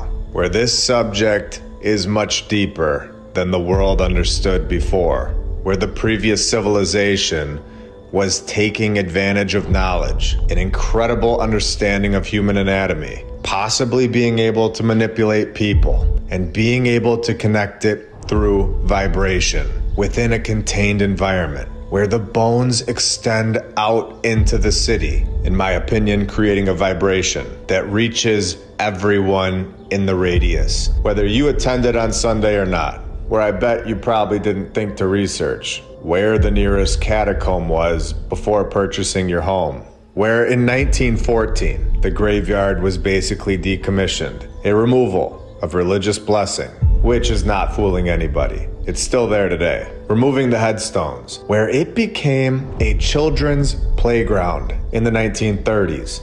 When the church was bombed in 1940, and they tell us that 403 people were transferred out of the catacombs and moved to Hollybrook Cemetery, but others had disintegrated, where we can all take an educated guess at this point that there was more than 403 people in the catacombs, and they are most likely still in there, where the church was then demolished, where sources, of course, do not indicate exactly when. And now, today, they have shops on top of them, where they, of course, have the fire narrative right in there. Where I threw it out there a few episodes ago, suggesting that the fire narrative may be the location of where these catacombs are all located. This may be the nod, where we are finding clues and getting closer and closer to the truth. Now knowing what we know, and knowing what may be under the floor of more of these structures than we are actually told about, where it is possible that they didn't even know about this when they found these places. And this was possibly done by the previous civilization, which is why we are seeing our current civilization, the founders, or the finders, excavating these floors now all over the world. Or they call it renovating the floor, where we know what renovation really means, and we can see that there is so much more underneath these structures all over the world, where in my opinion, they lie to us and say, "We don't know what is beneath the floor," says director of the Department of Ancient Sciences. This is the guy who is responsible for the archaeological excavations of the entire floor area during the restoration of the pavement. So we don't know what we shall find. Where I think we know that they know exactly what they're gonna find. Are we seeing what's going on a little clearer? Comment below and let me know what you're thinking right now. I really enjoy hearing everybody's opinions and comments, or even just your reactions and feelings about what we're exposing to the world. Things that 99% of people may have never known before today. And it is a great time to be a part of this community. A community that is growing faster and faster every single week, where the pavement stones date from various periods, ranging from the medieval period, the old world. This taking place in March of 2022. And this place is home to the Holy Fire Ceremony, if you can believe that. And this is the location, we are told, that Jesus' empty tomb is, and where he was buried and resurrected, and where he was crucified. This is known as the Church of the Resurrection, located right in the center of Jerusalem. Yet again, and we've shown how the Mappa Mundi in episode 70 told us that Jerusalem was the true center of our map. And the center of Jerusalem is where Jesus was supposedly buried and crucified. Possibly an extremely significant thing that they found underneath the floors, where it of course has the fire in its narrative. If you can believe this, they know the exact month, May of 614, on the dot. I'm surprised they didn't tell us what time. And in 841, another fire. 938, same thing, another fire. and in 966, the basilica was burned again. These fires were no problem, of course. Rebuild after rebuild. The people of the 900s had it all under control, with renovations from the year 1555, where donkeys incorporated, were shipping the materials by moonlight, when a fire severely damaged the structure again in 1808 due to a cow tipping over the candle. Oh, wait, no, that was supposedly in Chicago. So they don't tell us how any of these fires start, of course, where they are clearly nods, coded messages, where the more fire that they give us, the better the treasure. Is this what we're seeing here? The remains of the kings may still be in the unmarked pits under the church's pavement. They may be, they might be. They say they are unsure, but I think they know exactly what is going on underneath that floor when they have another fire breakout in 1840. So after 2 years, $11 million later of careful archaeological work, the so-called experts have wrapped up, where the excavation, of course, required closing it off to the public, the site where Jesus is believed to have been buried. So they're not going to tell us exactly what they found. They are, of course, going to have to give us something, or too many people will start asking questions. So they tell us that they found some coins and fragments of wall cladding that was covered with graffiti, telling us they did other restoration work of other parts of the basilica floor, where they uncovered an old world drainage system. We know that they did not rip up the entire floor of this place. $11 million, block it off from the public, all for some coins, some graffiti, and a drainage system. I think we're all beyond that point of knowledge. We all know that they found something much more interesting and meaningful. My guess is they found tunnel systems and catacombs. Let me know what you think they really found in the comments. Let's go deeper. This is the narrative that the faithful believe, that the floor covers the tomb where Jesus was put to rest after his crucifixion. So we know that a lot of these churches are home to much more under the ground. Even in Italy, they have the catacomb Domitilla, one of the largest and most ancient underground cemeteries in Rome. One of them, where it holds an underground basilica, where you can of course buy your tickets today, profiting off of yet another catacomb. It is nice of them to have a student discount. Wow, they tell us that these were rediscovered and home to more than 26,000 tombs. These catacombs are part of a network of almost 40 catacombs that lie right underneath the city of Rome, serving as a burial place for more than 500,000 people. And now I know that we are 100% correct. We have confirmation that the catacombs were there and built first, where I was getting comments saying that that was possibly not the case when I suggested it in episode 72. Well, here we go. The basilica was built over the catacombs, and we know this now. What a very strange place to put a church, on top of skulls and femurs that we know are placed into geometric patterns, bones that have to be boiled, cleaned up, and polished, and then put into place. They were not simply moved due to overcrowding the cemetery. We know now there is something much deeper to these catacombs than we were originally told. And today, we have found missing clues.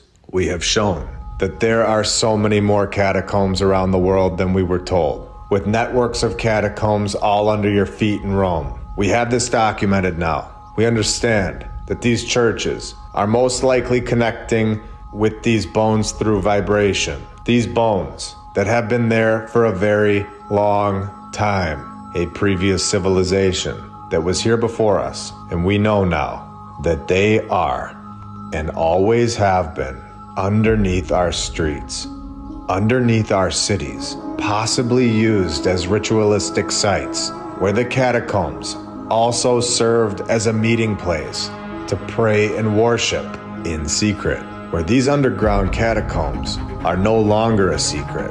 And I believe they were never meant to be a secret. These are clues. As I have said in the past, this feels too much like a game for all of us to solve, with coded messages, connecting clues. All of it is out there for us to find, leading us deeper and deeper to finding the truth about our true past and possibly our future. Are you ready to see massive pyramids in China? Pyramids that were built by the previous civilization and are now just being called hills. Are you ready to uncover something massive today? Here we go. We have been taught that the pyramids in Egypt were very rare. These pyramids in Egypt were an anomaly. Well, throughout the first 78 episodes, we have found that there's a pyramid right outside of St. Louis that has a temple 2 feet under its base. We have found that there is so much underneath the ground, including catacombs and tunnel systems, that is yet to be exposed. And now today, we are finding that people have just been living in a town called Anlong, located in China, with possibly hundreds of pyramids sitting all around them for all this time. In an article published on May 15th, 2024 by English.news.cn, titled Pyramid-Shaped Hills Become Popular Tourist Site in Southwest China. The article starts off saying that we are looking at several hills that resemble the pyramids of Egypt in a suburb county in China, when it goes on to say that the hills are made of parallel layers of stone, where we know that these are no longer hills. We don't need the experts' help. We've got this one covered. Parallel layered stone walls. When you can see that there is not just one, we are dealing with something massive, uncovering something that would completely change everything about what we have been told. I've told you all that we're just getting started, and that is because all of our eyes are now open. We are seeing it all now. Everything that was just hiding right in front of all of our faces, somehow, right in our towns, will now be brought to light. 99% of us were under some sort of trance. For some reason, we were all unable to see these types of things all over the world. Buildings that don't belong in our timeline at all. Walking or driving right past them every single day. But now that we have the knowledge, we can now see what is right in front of us. And the trick no longer works, which is why everyone in the world now needs to see this information so that they don't live in a town with hundreds of pyramids right next to their local coffee shop and think that old world pyramids are just hills, like we've all been told. At this point in time, I feel like we are being shown the truth. At no other point in our timeline has this information, the truth, been flying at us at this speed. When we are finished, no pyramid will be unexplored. Nobody is going to think that these are just hills. We all understand that if we were just told that these were pyramids and not hills, that it would show that the mainstream history that we've all been told is not the full picture. In fact, it would show that the narrative is possibly 100% fabricated or very close to it, showing that they've been saying that pyramids have been hills for so long, and now changing their mind would let doubt creep in, and people would start asking questions like we are today as to what else could be a pyramid. What other hill just has a temple laying underneath it? This is exactly what we're asking. This would all show that the mainstream did not include the previous civilization into their narrative. A civilization that built all of the pyramids, all of the buildings. They had incredible technology, and they were not here as far back as we all thought. A civilization that was capable of constructing not just one pyramid, but hundreds of pyramids all over the world. And that tools have been here, advanced technology and the rest. This lie would be completely exposed. Now, as you can see, something happened and is now triggering the release of this information. All of these articles, all of these companies are now writing about these hills that have supposedly been there the entire time. Why now? Have they always been there? Of course they have. We have all just gone from VCR straight to 4K, a shift in consciousness, or you can call it an upgrade, now allowing us to see things that are in this realm that we all live, which means that these now need to be explained now that we can see them, which is exactly what they're doing. Where in an article written by the Global Times, they don't even give us a person. They just tell us that the Chinese media outlet, Eyes News, they found their guy, a professor that would back their story up, saying that the mountains were, of course, natural happenings, which is why they have their pyramid-like shape. When he was asked, why do these natural happenings have parallel layered stone? He replied that they date back 200 million years to the early to the middle Triassic ages. Pinning this date down, 200 million years. Right. 200 million years ago, the early to the middle Triassic ages. This guy is just amazing. So the professor is just on it. He is the guy that should be fully trusted. Pinning this date down in his dreams. Where does he even come up with a number like this? 200 million years ago. Why didn't he just say 150 million years ago? Why not 800 million years ago while you're at it? I'm going to be very clear. This so-called professor has zero clue about what happened 200 million years ago. In fact, we don't even know if there was a 200 million years ago. It's very possible that never happened. These articles, these dates, are not fooling anyone anymore. Just throwing nonsense out there, pretending to know all about the year -200,000,001 or -200,000,002. It's ridiculous. All because we asked a professor who studied their books. This is no longer classified as factual information. If it looks like a pyramid, it has parallel stones laid over and over and over, exactly like we have seen in Egypt, then we will start at that conclusion and work from there. We are not going to research from the standpoint of guessing about 200 million years ago.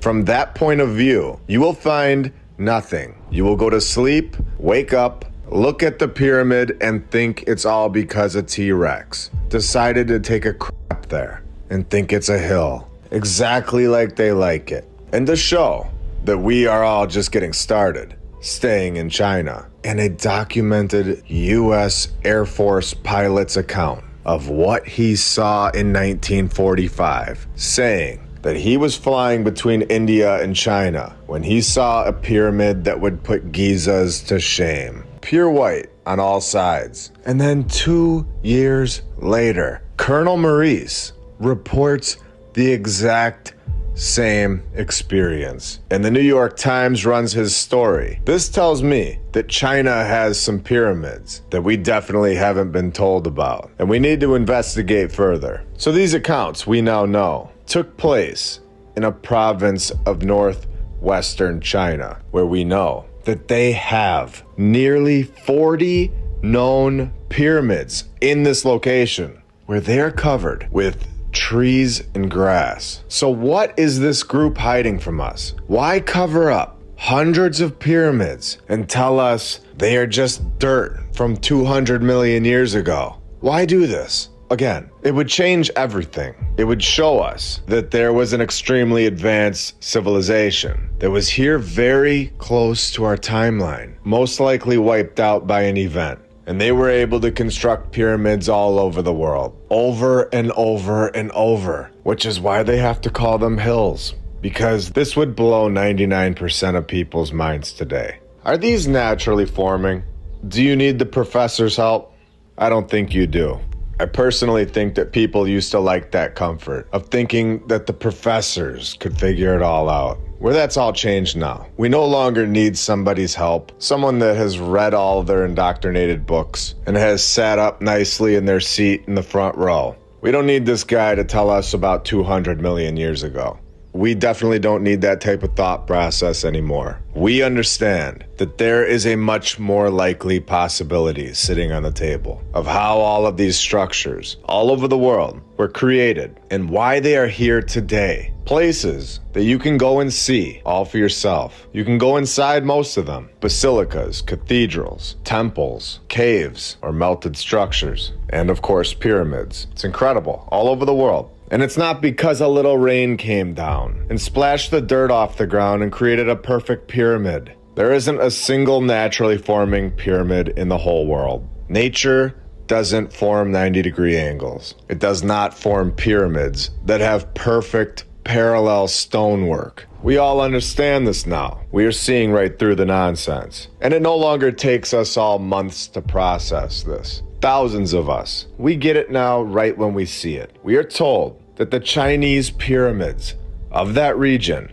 are built of mud and dirt and are more like mounds than the Pyramid of Egypt. This was reported by the Science newsletter in 1947. But of course, the region is little traveled. So let me know in the comments if you think these things are really made of mud and dirt, or if they are just covered by it and something massive is hiding underneath. When Western archaeologists have, to this day, rarely been permitted to investigate the sites, overgrown by shrubs and abandoned at first glance, going on to say that the shrubs are clearly deliberately planted.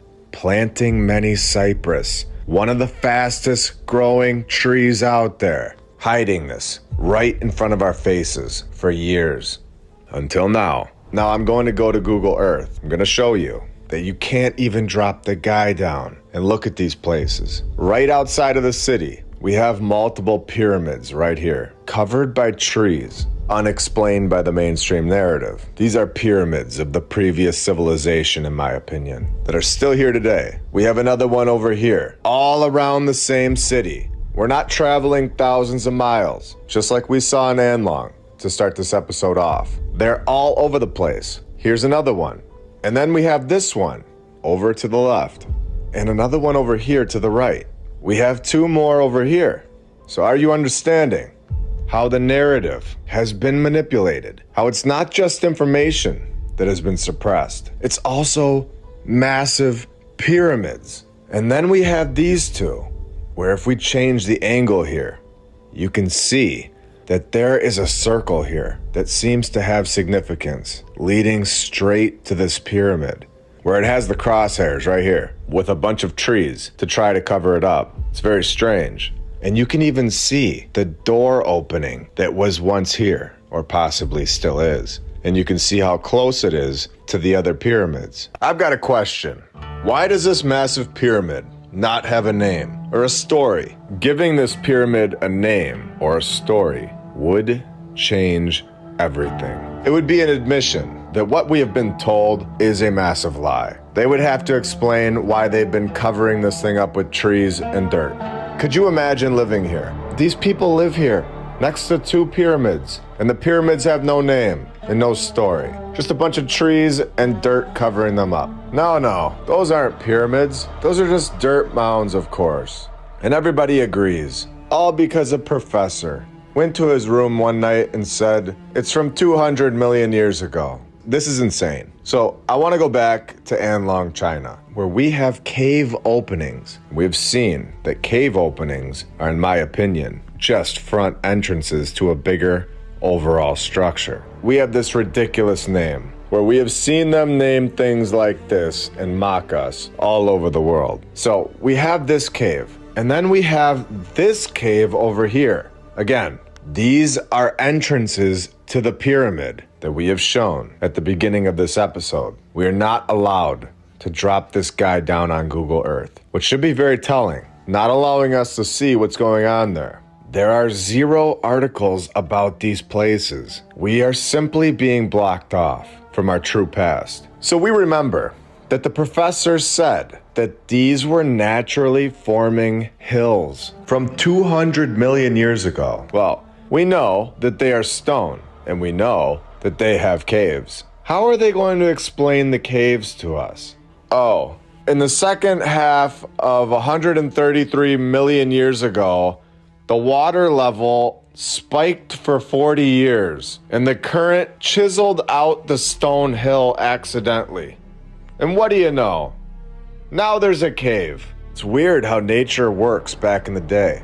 How ridiculous that there are so many structures that need to be explored. Structures that are brushed off as hills from millions of years ago, accidentally brushed into by a rhinoceros from millions of years ago. Not just in China, but all over the world. We can go to Utah, USA, more specifically, Wayne County, where we are told that there is a pyramid that was formed during the Jurassic period. So, if they find a pyramid, they chalk it up to the dinosaurs. Can you believe this? Or they just cover it up with trees and dirt and pretend like it's not even there at all. And don't say anything about it and act like we shouldn't see it either. But if they find a cave in India while on a tiger hunt, like we just saw in episode 73, then they can pin an exact date on it somehow and explain the whole thing away. We are told that this thing is composed of sandstone that formed 180 million years ago, give or take a few hours. They took samples home and tested it. Just trust them. They know all about the year negative 180 million. In fact, they know all about the year negative 181 million as well. It is pretty cool being a certified scholar. You just get to make up any date you'd like. 180 million years ago, on the dot. Amazing. These experts help us a lot, telling us that because it's in a hot, dry climate for the last 180 million years. So we have steady climates for 180 million years. Nice to know for those that are in Utah. You can enjoy that climate for years to come. So 180 million years of hot, dry climate. Wind blowing over sand dunes, creating large sweeping crossbeds, dating all the way back to the Jurassic ages. Wow. Incredible how they know all of this. I think the local spider was documenting all this and hid it underneath some of the sand. It's incredible. Long after the sedimentary rocks were deposited, the Colorado Plateau was uplifted relatively even. It's just amazing. Keeping the layers roughly horizontal. They have all of this on camera. It's documented in the Colorado Scrolls. No, it's not. But the Capital Reef was an exception, of course, because of the water pocket fold, which formed between 50 and 70 million years ago. You know, somewhere between then, give or take. Not 40 million and not 80 million. A much more obvious answer to this is that it is a structure that 100% looks melted. It is not from 70 million years ago. It is from the previous civilization, with an elevation of 6,211 feet. This was a massive structure that proves how incredible this previous civilization really was. And right next to this structure, we have an arch. It's called the Cassidy Arch, that the mainstream will tell you that the local Bronchiosaurus used as a hangout spot, running away from the T-Rex, where they know that the Bronchiosaurus was a peaceful animal. They were there and know all about the year negative 150 million. No, they don't. Not even close. Now, we have some incredible pictures of this place. Is this not a tree that is now turned into stone? It's just incredible. You can see that an event took place and has completely melted this place. And you can see just how big things were before. We have some other angles of this melted palace. And then we have this shot. You can see that the front of this place was cut perfectly. This is not natural at all. Perfect 90-degree angles and arches into stone is not a natural occurrence, especially when right next to this melted structure, right next to Cassidy Arch, we have Hickman Natural Bridge, where they're telling us that nature just forms stone bridges now too. They're telling us nature forms pyramids, arches, and bridges, all here accidentally during the Jurassic period. This is what we have been told. Can you believe this? I really hope you all can see after this how crazy the narrative is. We have more perfectly formed arches that they just haven't got around to naming yet. Clearly an opening to another structure right here. And if this picture doesn't get you, then I'm not sure what will. In my opinion, this is clearly a structure from the old world that was built and has since been melted. This was not from sandstone blowing in the wind 150 million years ago. It's not even close to that. There are so many of these arches. This place must have been incredible. This is the complete opposite of naturally forming. We have these structures with even more arches over here. You can see how big they are too, compared to the people standing below. And up here, they look like they used to be windows. This is definitely a place I'd love to visit and see if there are any openings with a few more photos to show that this is not naturally forming, to show that this place has a much deeper history, a much more meaningful history than what we have all been told, where we are all here to learn and grow, and we are no longer being held back from doing that. We are finding more and more evidence every single week that our true past is so much more exciting and entertaining than what we have been told and what we have been shown in our classrooms. We are seeing structures that have arches, windows, doorways, bridges, pyramids that have been hiding under trees and still are, but they are now being discovered by thousands of people. Locations named Cathedral Valley. Are we being told what these structures used to be? Are these melted cathedrals? Here we go. We went all the way to New York City, got on a plane so that we could all investigate New York City. We are going to be looking into the St. Patrick's Cathedral, the Empire State Building, as well as a lot of other things, and attempting to expose the truth about all of these buildings, showing that they were most likely built by a much more advanced, previous civilization that was here all over the world. We're also going to be looking into the New York Life Insurance Company building, which is located on 51 Madison Avenue, Manhattan, New York. Built in the Gothic Revival style, a massive 615-foot tall tower that we are being told was constructed in a single year, from 1927 to 1928, 1 year, and replaced the original Madison Square Garden. Where constructing massive towers in a single year is something that New York City seems to get away with a lot. When they tell us they did the exact same thing over at the Empire State Building. And we went to the top of this thing, which was very cool to see the whole city. And also gives you a great understanding just how hard this would be to build, especially in the amount of time that they tell us, and especially in the years that they tell us. But before we go into that, and since we are here in New York, where we all know about the Statue of Liberty, and we know that it stands on top of, in my opinion, an old world star fort, where I think this is the perfect time to bring up something that I've seen in the comments section so many times, possibly more than anything else. And if you hear me blanking out certain words throughout this episode, I think at this point we can all understand why. Where we have Satan's little season. And we all know I am not somebody that brings religion into my research very often. And I'm not telling anybody what to think. I never will. I'm simply sharing my research and any information that I find valuable, exactly as I have since day one of this channel. But the fact that I'm bringing this up, this could be massive. So check this out.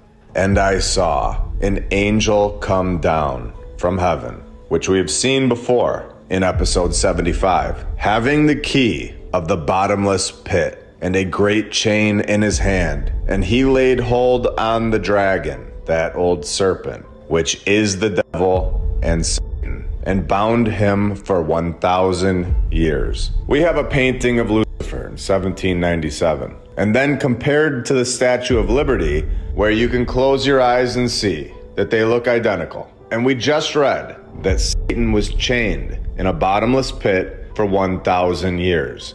This is the story.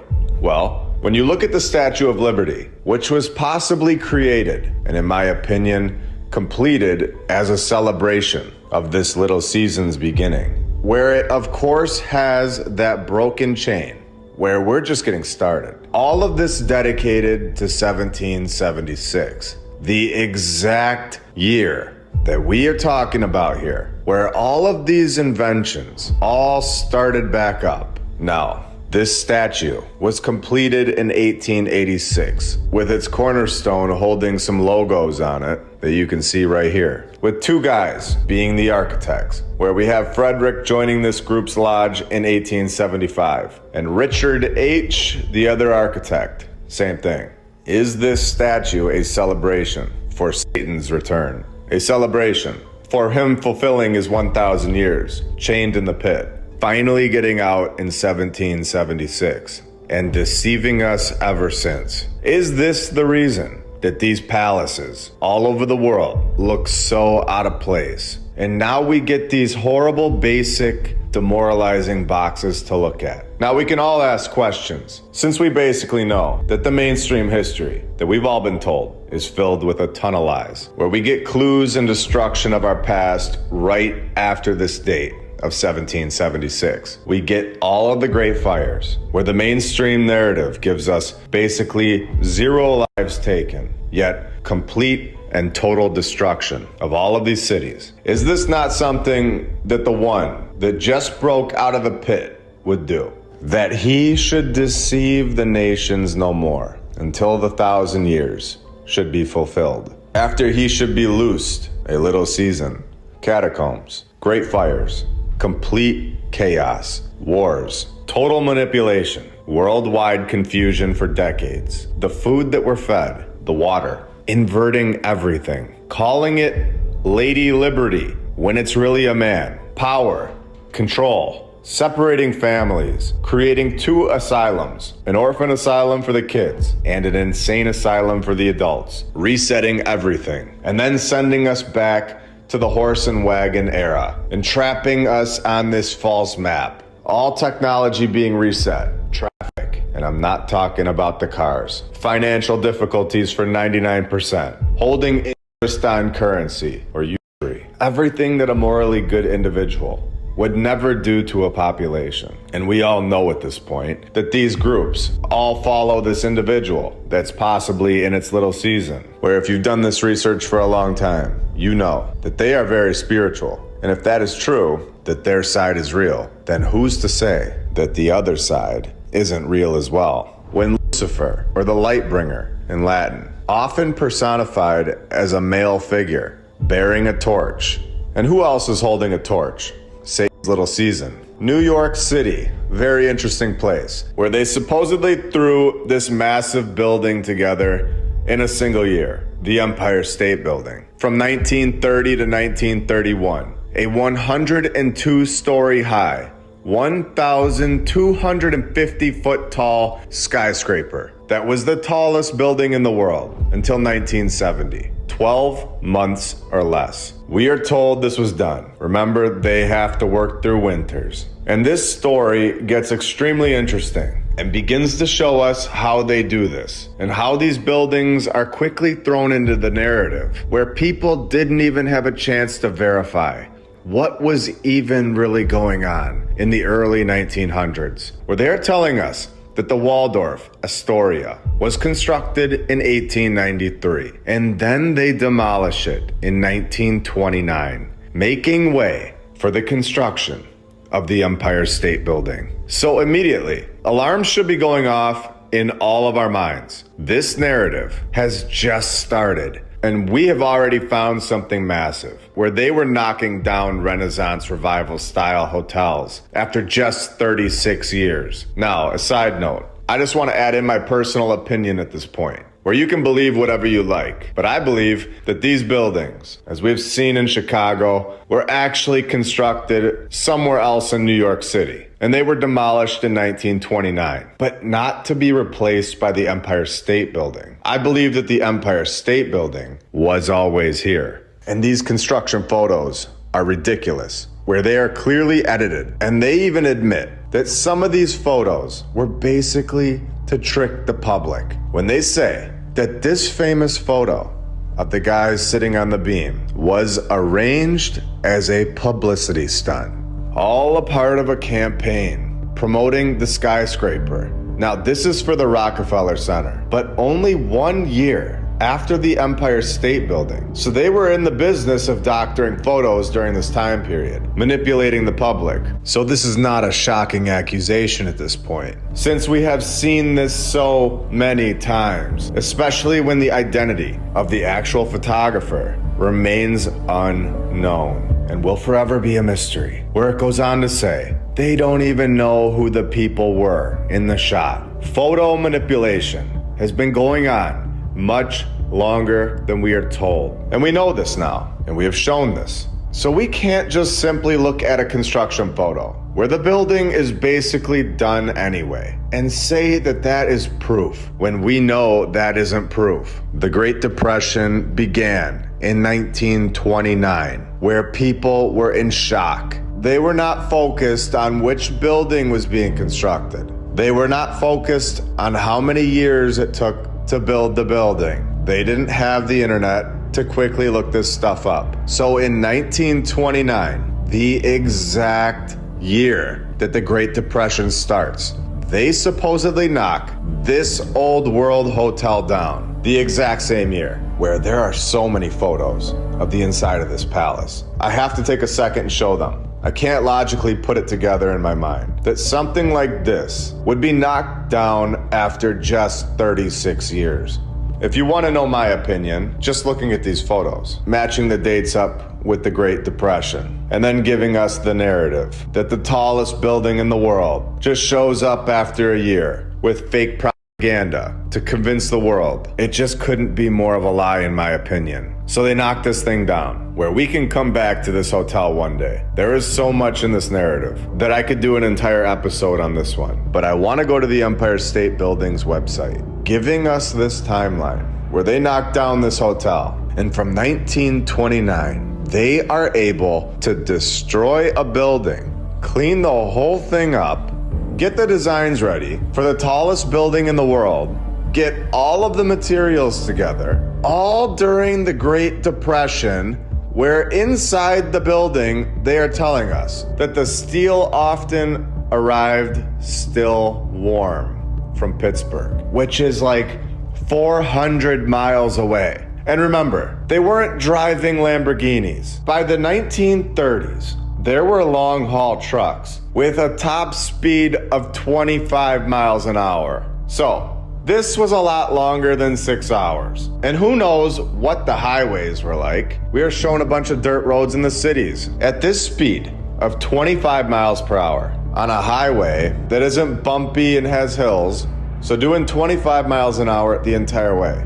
No bathroom breaks, no snacks, no stops. While according to physics forums, generally, it can take anywhere from a few minutes to several hours for a steel block to cool down. So it's not gonna take 15 hours when they just state it could cool down in a few minutes. This steel ridiculous story of it still being hot is ridiculous. I feel like that story should be removed from the inside of the Empire State Building at this point. And it has just been proven to be a lie, in my opinion. According to what we've just shown, they have a lie on the wall. What else can we find? Remember, they have to get all the men. They need to get everything ready. And then, after all that's done, knock out the tallest building in the world. All completed in 1931. When they start putting this building in the movies, like King Kong, and showing the world that this is the brand new building, where we all know how the industry works at this point. We all know how it goes. We know that it promotes the narrative that it wants to, and it promotes the people that are in the group, and that's fine. They can do that. But it is our job to understand what is going on, and what has been going on for a very long time, where it says, it is the first of many iconic roles the building will play on the silver screen, and among its most important pop culture moments, in my opinion. This is an old world building that they are just throwing right into our timeline, right during the Great Depression, and pretending like it was never there before. This is a magic trick, and I bet you they were laughing the entire time, when nobody even realized it, since they did it when the population was most vulnerable financially. Now for the fun, are you ready? We are told something massive, something that will give this all away. Here we go. The firm was founded in 1920, a partnership of Richmond S. and William L. Richard was the administrator. Remember, the plans had to be perfect. He had to get the entire project of the tallest building in the world, get it all together in a single year, and completed, where it states that Richard's planning skills facilitated the completion of the construction in a year. Richard's planning skills were recognized. A man that had the same name as his dad, a teacher for 4 years, and a member of the Sphinx Society, where his legacy states that he was also the lead architect for the landmark 1937 Williamsburg housing development. So are you ready to see what these houses look like? The clear giveaway. A master that can knock out a masterpiece during the Great Depression, the tallest building in the world, and then take double the time to build some housing units. Mr. Richard, I believe you are being exposed. I believe this shows that the individual that supposedly led the construction of the Empire State Building, they themselves couldn't replicate it in just a small complex, let alone a massive tower. They never did it again, in my opinion, proving that this building was not constructed when we are told it was. Really quick, just want to show you all. Modern day Donkeys Incorporated. Lots of distractions, we are told. Much less effort. Lots of evolving and lots of advancing. No. Look at those wheels high in the air. It's so cool that we can use that cage on the ground and up in the air. It's so amazing. 2024 is just incredible. And throughout New York City, we can see the previous civilization's buildings, hiding behind our ridiculous, pathetic scaffolding.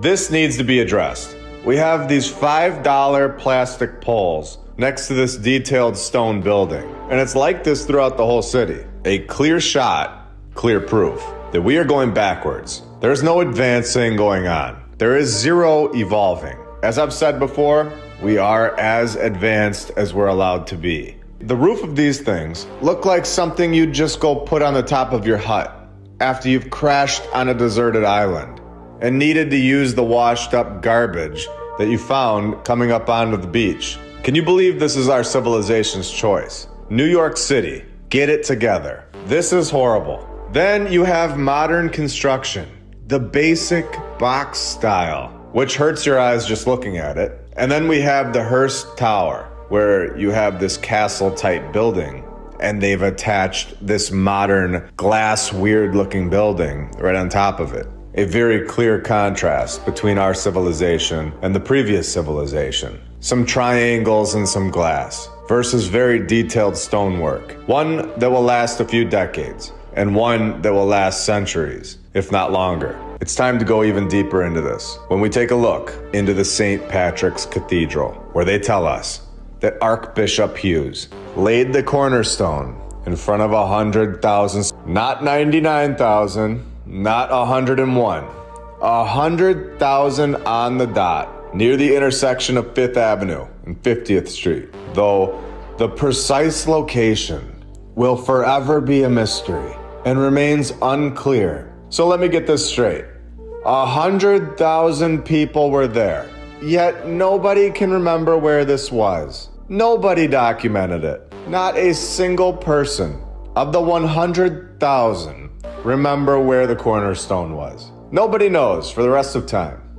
This is ridiculous and a total lie in my opinion, where I believe that the cornerstone on most of these buildings holds valuable items from the previous civilization, where we have seen this a few times before, but I believe they know this, and this is why they don't want to let us know the true location of the cornerstone. They go on to tell us more nonsense, where this cathedral was mostly funded from the parishioners of the churches, who were mainly poor Irish immigrants. So poor Irish immigrants were funding this palace. Please tell me in the comments below, what do you think of that? Where I think these are the perfect people to fund massive projects. The poor people, Yes, this is the mainstream narrative for you. That was almost as good as the master prisoner construction teams that we've seen all over the world, where they have zero training, but just knocking out star forts in a year. No problem at all. So at this point, we know that something is definitely off with this cathedral, especially when they tell us that they held a design competition for the chapel, where it's another AI repeating narrative that we have seen over and over. They just had so many architects in the 1800s, just waiting around, all in every city, and they were all perfect, never a mistake.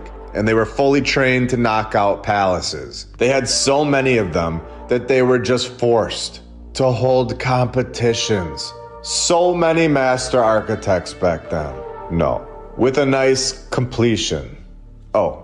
Construction photo. Yeah, that thing is done. Where they just destroy this thing over and over. Restore and upgrade. We went there, and this was no project funded by the poor Irish people, let me tell you.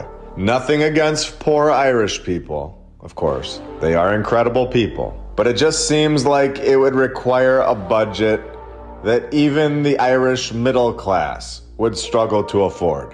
While walking up to this palace, we noticed the massive doors. Again, in my opinion, constructed for people much bigger than us. Not only do you feel a presence inside this palace from just looking at the detailed architecture, but we have shown in episode 72 that catacombs are under a lot of these massive churches all around the world. And we also know the old St. Patrick's Cathedral holds catacombs. We were told that, and we were told that this one does not. But we all know this may be a lie. We have a few more videos here that I want you all to see of this place.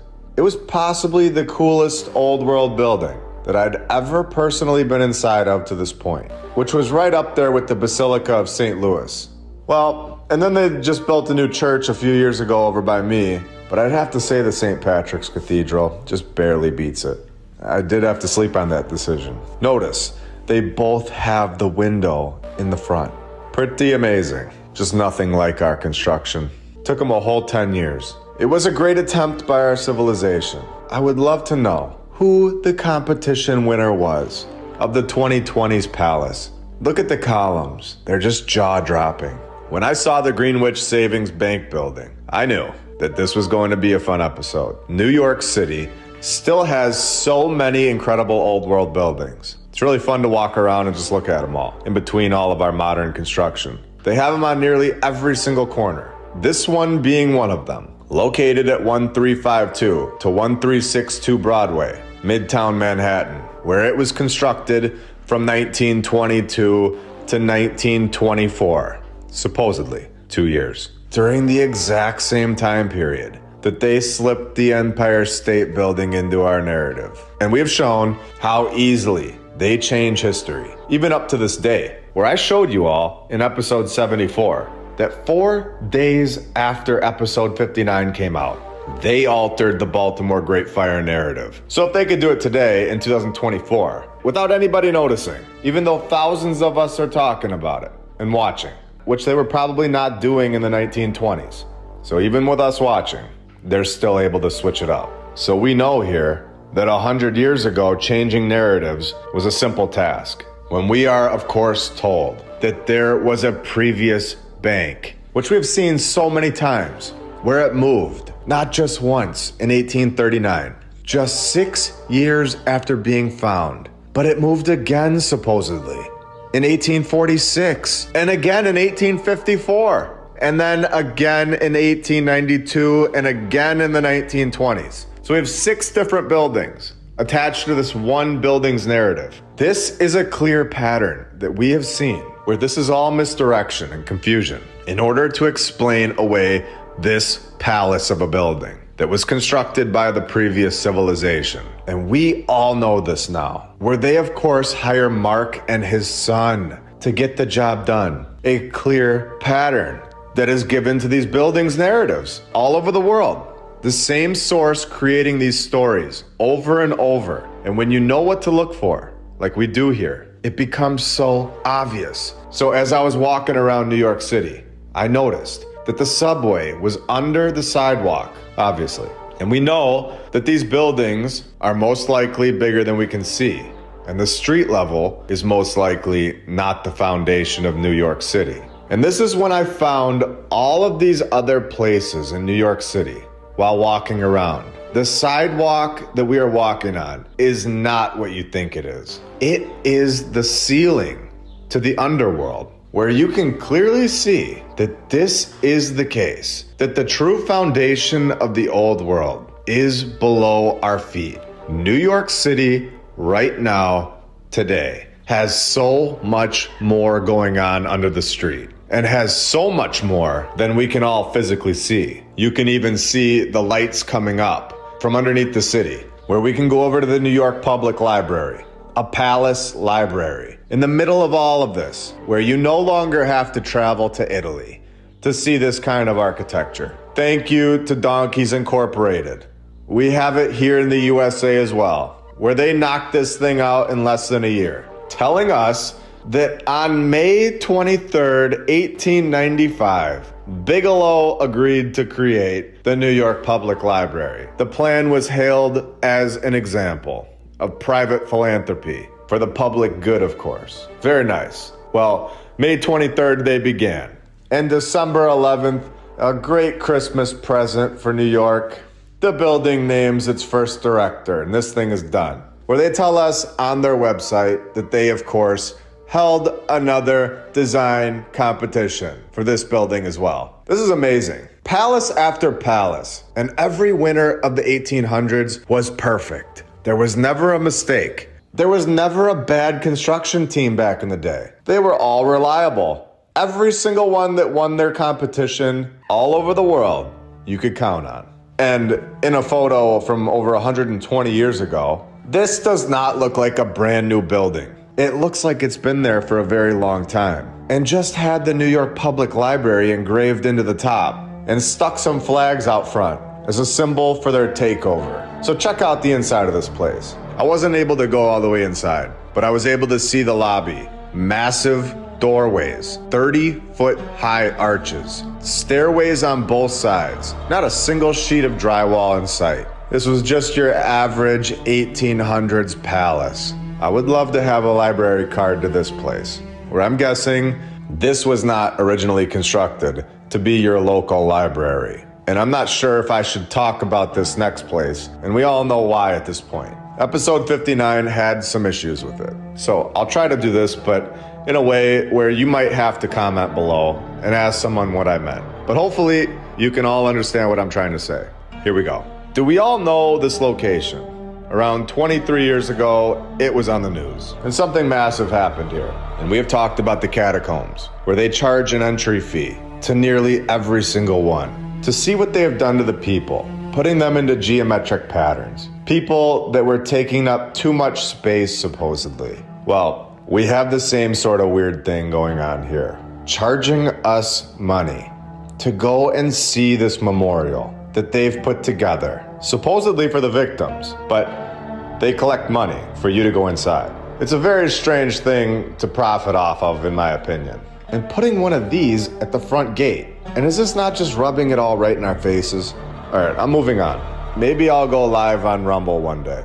So make sure you're following me over there. For now, let's go to the Grand Central Terminal, where they tell us that this was born in 1913. Where they just skip over the whole construction part of things on their website. They just start the story off by saying, it's here for us all to see. So let's see why they did this. They don't seem to want to share those details, where it starts off by saying, the original Grand Central Depot is constructed in 2 years. 24 years before the power tool. Here it is, right here on their site.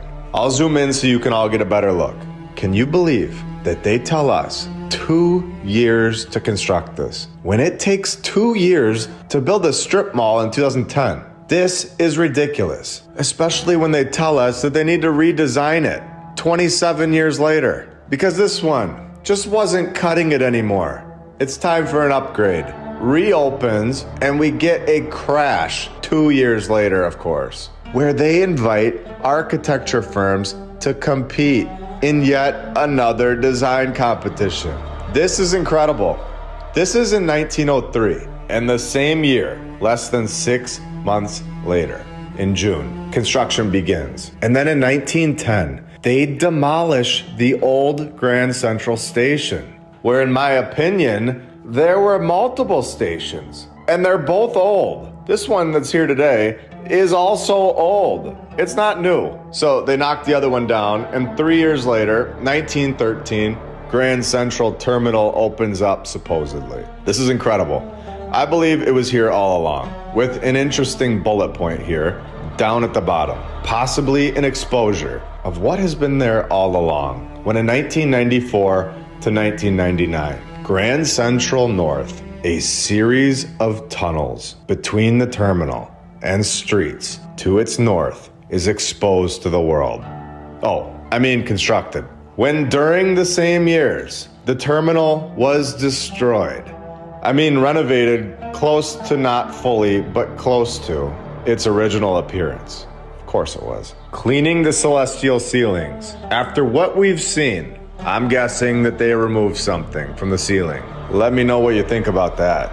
Cleaning the ceilings. With more extensive renovation in 1999. So we went inside and checked it out. And it is impressive, of course. The whole thing, including the outside, was just over the top. Massive ceilings and detailed architecture, which is exactly how we do things today.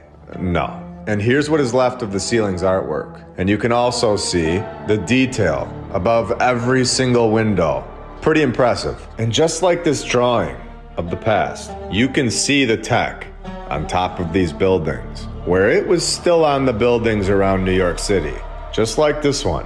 Then I thought for a second that I was in Budapest, when I saw the Peninsula, New York, a historic luxury hotel located at the corner of 5th Avenue and 55th Street. They tell us that this was constructed in just 1 year. Can you believe this? Over and over, they tell us 1 or 2 years to construct palaces built with limestone and granite. Italian Renaissance Revival style palaces. 12 months, no problem at all 120 years ago. Where we get the repeating names. The buyers, just great pals. Henry Goodwin and Henry Hoyt. Let me know in the comments below what your favorite example is that we've exposed so far of the repeating names. I'm gonna try to tally up all your comments and use that example for the one in the future. The building would be designed by Hiss and Weeks, constructed by the General Building and Construction Company. What a name. We just build general buildings, just average general buildings in a year. Oh, and we forgot to mention, they're in the Italian Renaissance Revival style. So you can search all you want for the General Building and Construction Company. You will never find it with a name like that. Just the way they like it. The General Building Company. Incredible. Where they got to it, of course, in the 1980s. This was originally named the Gotham when they opened it back up in 1905. Built in 1 year. Can you believe this? I honestly can't believe that this was ever overlooked. Especially when they tell us to build the whole thing only took a year. And then the renovation process takes 6 years. After 80 years of evolving and advancing, and it takes 6 times the amount of time to just renovate it. This is not a trustworthy narrative at all, in my opinion. Something massive is off. The renovation should not take 6 times the amount of time 80 years later on a building that was supposedly easily thrown together in a year from start to finish. I believe that this is a clear-cut lie and has been fully exposed to the world. Now we have some really cool footage on top of the Empire State Building of the entire city of New York, where I need to make sure we put this in the episode so we can all look back on it, where it's not every day for most of us that we get to see the skyline like this. So figured you'd all want to see it.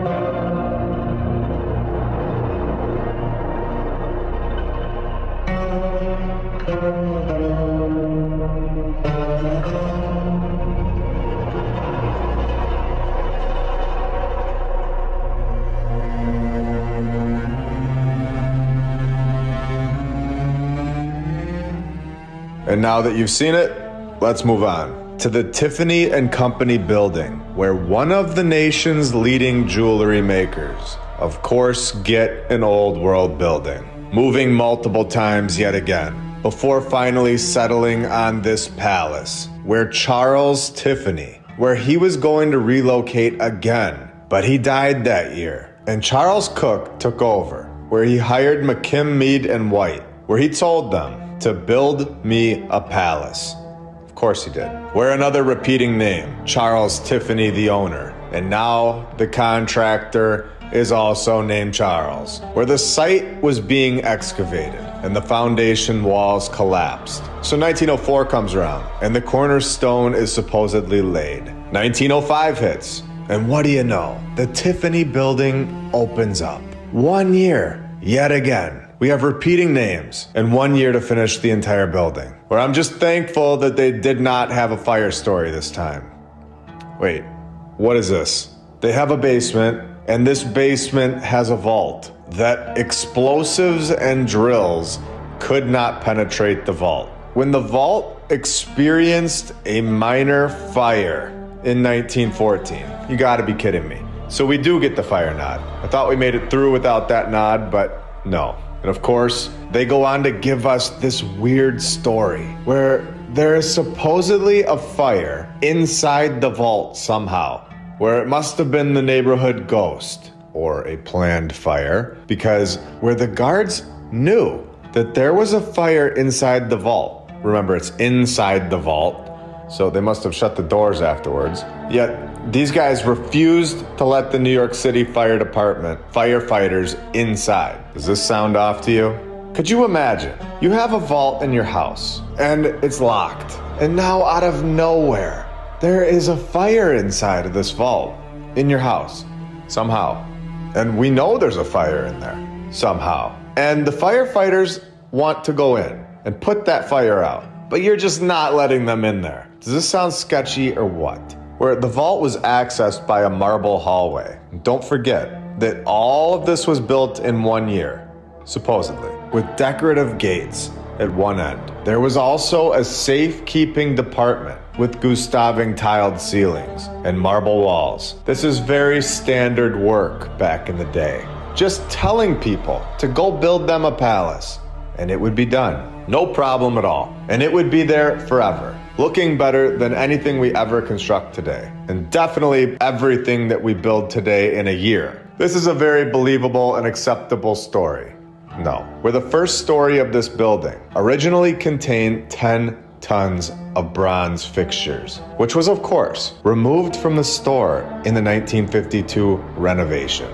And then we have this, the St. Thomas Church, located at 53rd Street and 5th Avenue, Manhattan, New York, where they tell us that in 1823, some people decided it was time for a new church, with the cornerstone being laid in July of 1824, where the first church opened up in 1826. 2 years, wrapped it right up, while taking their donkeys for a walk. Again, multiple churches to explain this one away, designed in the Gothic revival style, where they had to remodel the church just 18 years after getting it done. In 1844, that church just wasn't cutting it to accommodate a growing congregation. And this is when the first St. Thomas Church was destroyed by a fire on March 2nd, 1851. And the congregation built a brand new church on the same location, which we've seen so many times. And this one took them less than a year. The same site, where they just cleaned up the old one that burned down in 1851. And then they completed the new one in 1852. They're telling us that this took 1 year. Does anyone still trust these stories at this point? Please let me know in the comments. I would love to know. And if you're still trusting the mainstream, I'm gonna end that right now. When a third church was built from 1865 to 1870, supposedly, at the corner of 53rd Street and 5th Avenue, where Richard and his son, is this a nod to Mason? Where they designed the place, and the cornerstone was actually laid in 1868. And 2 years later, the thing was done. So not 5 years, it was 2 years. And the third building, this structure, was destroyed by a fire in 1905. So I'm gonna ask again, how many of you are still on the fence? The one that is there today is the fourth church, which is insane at this point, and a clear repeating narrative all over the world. Multiple buildings to explain the one that looks like a palace. So the fourth church, this incredible structure, was supposedly built in just 2 years, from 1911 to 1913, where the design by Cram and Goodhue won the architectural competition to build the St. Thomas Church. This is honestly just incredible. The repetition is just so clear at this point, where if you've watched all of the episodes up to this point, I would have to say there is a 0% chance that you're still on the fence about all of this, and that you fully understand that what we have been told is a bunch of nonsense, that this is not the true story. There is a 0% chance in my mind that all of this could accidentally really happen in every single one of these palace-like structures all over the world. The odds of them having the same story for every single old world-looking building, it has to be 0%. And you don't need a math degree to understand that. You can see with your eyes that this is not something that was built in 2 years with no power tools and had 5 fires. The sidewalk in my neighborhood took 3 years to put together. There is no way that these buildings were getting knocked out over and over in 24 months or less. And these depictions of everyone riding around on horses, and then you have this palace with garbage houses in between, is complete nonsense. These depictions are not factual evidence of the past. These are just paintings. And we all need to understand this now. And it even tells you this is a painting. Where I've had some people on X tell me that paintings are true depictions of the past, that they are construction proofs. So I just need to make sure that everybody understands and is on the same page. That I can go and paint this tonight and put a spaceship in the background. This doesn't mean that there was actually a spaceship there. It's just a painting. Even photographs are manipulated, where we've shown this as well, where Photoshop is not a brand new tool. So hopefully for the future, we can all see that paintings would not hold up in court as factual documents. I want to go back to the Hurst Tower for 2 reasons. I was waiting to see if anyone would mention it in the comments about why these suns keep getting thrown into so many old world buildings narratives, and who these suns are, or who they may actually have been, or who they are referencing to, where we have the building's designers named Joseph Urban and George B. Post and sons, where I don't think these are actually George B. Post's sons, where we have interesting nods within George Post's bio, preceded by Daniel Burnham, where we know about the fires, and his wife's last name was Stone, another old world nod. And we have seen the sons thrown in at the end of so many of these projects' narratives. Well, who else is sons? The May sons. Are the sons actually the nod to that group? Well, we're allowed to ask questions. We have found so many repeating names, this being just one of them. Over and over, we find clues as to why these narratives could not possibly be factual information. The amount of repetition would be impossible in stories that are true. Where we can go back to George B. Post's narrative, where he was under General Burnside and then preceded by Burnham. We have repeating fire names within the same guy's narrative. And I'm not done.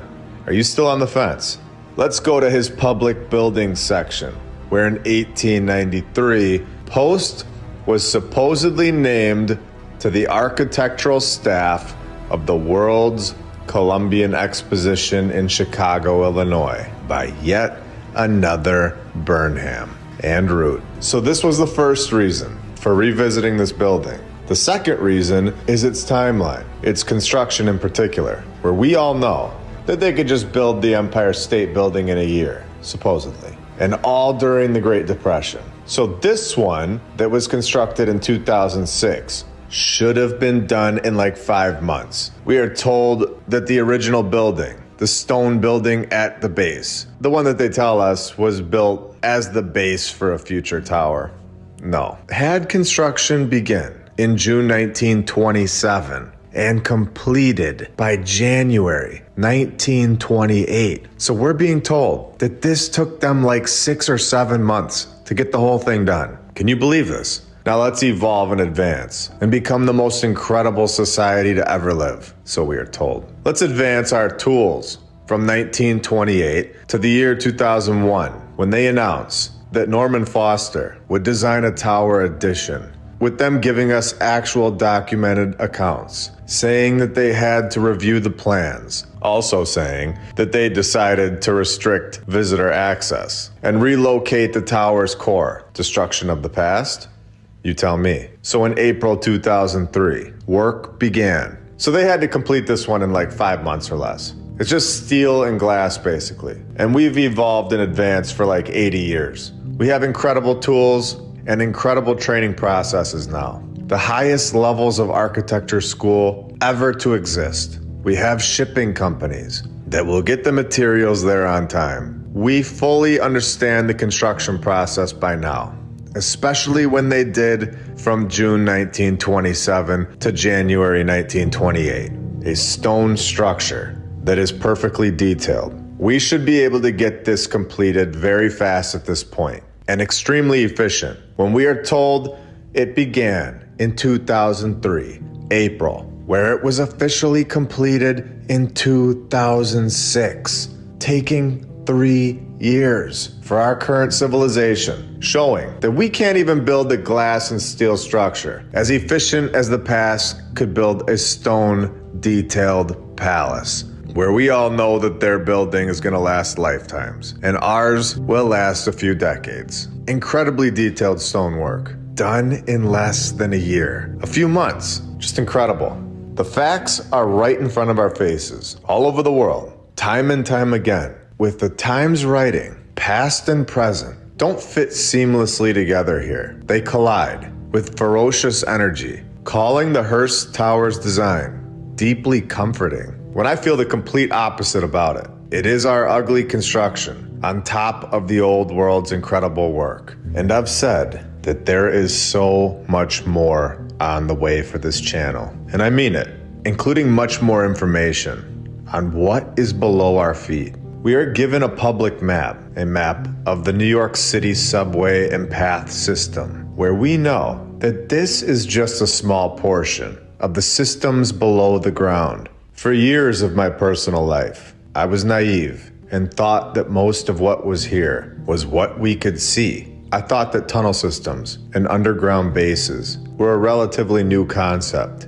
I thought that it was mostly done for government purposes. I did not realize that these tunnel systems, connecting buildings throughout the world, underground pathways, underground buildings, rooms, hallways, all of this were here and predate things that we have been told, predating the horse and wagon community, exactly like we saw in episode 74, when the Germans called Stalingrad hell on earth, and the tunnels had the width of 2 horse-drawn carts, and these tunnels were found. The older the tunnels, the better they were made. So do we all understand what is still to come from this channel? Did we all see that the catacombs, a massive collection of bones in geometric patterns below massive churches all around the world in episode 72, where we know that there is an ability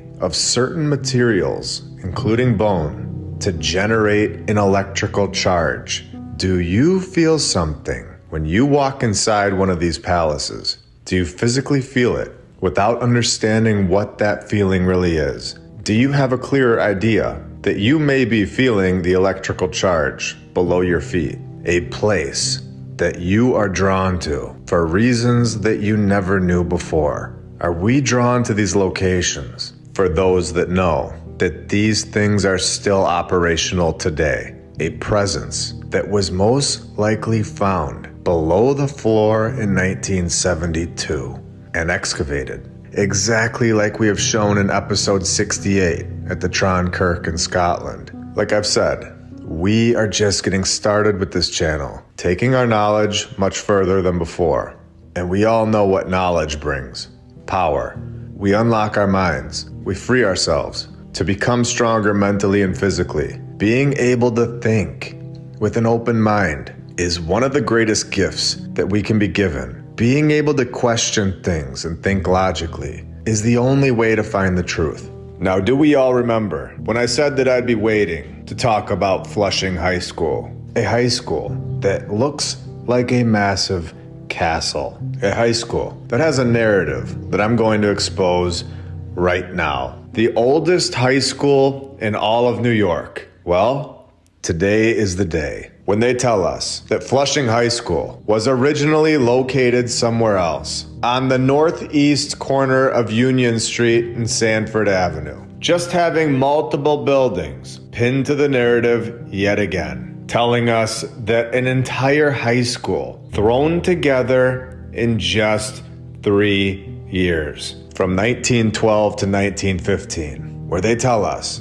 that in 1875, the first Flushing High School opened up. A large 4 to 5 story building served as the town's high school. A large 4 to 5 story building where the first year that Flushing High School operated, there was only 7 students. Is this not 100% confirmation that these buildings were not constructed for our civilization? A massive 4 to 5 story building that our civilization only needed 1 room for 7 students. How much clearer could this get? Did we just find something massive or what? And they don't tell us anything about the first Flushing High School's construction, just stating that it opened up in 1875. Who built that one? How long did construction take? Where did the materials come from? Who was the architect? Where the mainstream completely ignores the most important details every single time. And I know we are 100% correct, that these buildings were built by the previous civilization, and we have found and unlocked the keys to their narrative. We have found massive clues to the game, and I'm going to show you this yet again. Are you ready?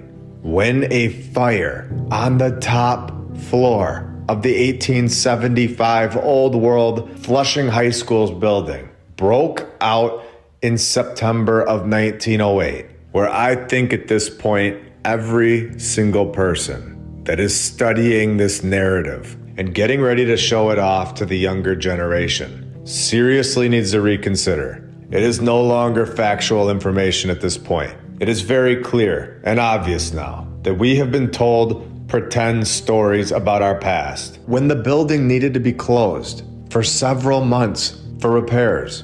And of course, yet again, we have no idea how this fire started. We're the New York fire ghost, just going from old world building to old world building, over and over. And nobody ever asked these questions before, I guess. We never asked, who was lighting these buildings on fire? How did the fire start? Where is the fire damage on the building for the ones that are still standing? Who demolished the old building? Which company was this? That all ends now, today. We are asking these questions. There are so many flaws in the narrative that we have all been told. Flushing High School, where? Didn't they tell us that the old one was 4 floors?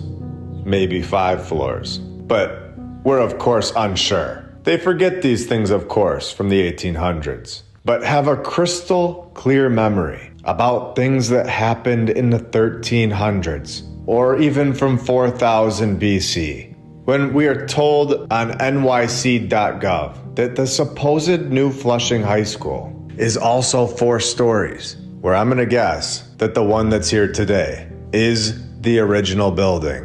And this story that we were all told about this mysterious, massive old Flushing High School that only had 7 kids attending it and has no construction story and then holds a fire. All of this is, in my opinion, ridiculous. It's incredible. Well, I hope this episode has opened your eyes and shown how repetitive the narrative really is. Every time I see it, I still can't believe that we actually found these clues, basically in real time, while creating these episodes. You have seen, from episode 1 until now, the progression in real time. You have seen the clues unravel, and we are just getting started.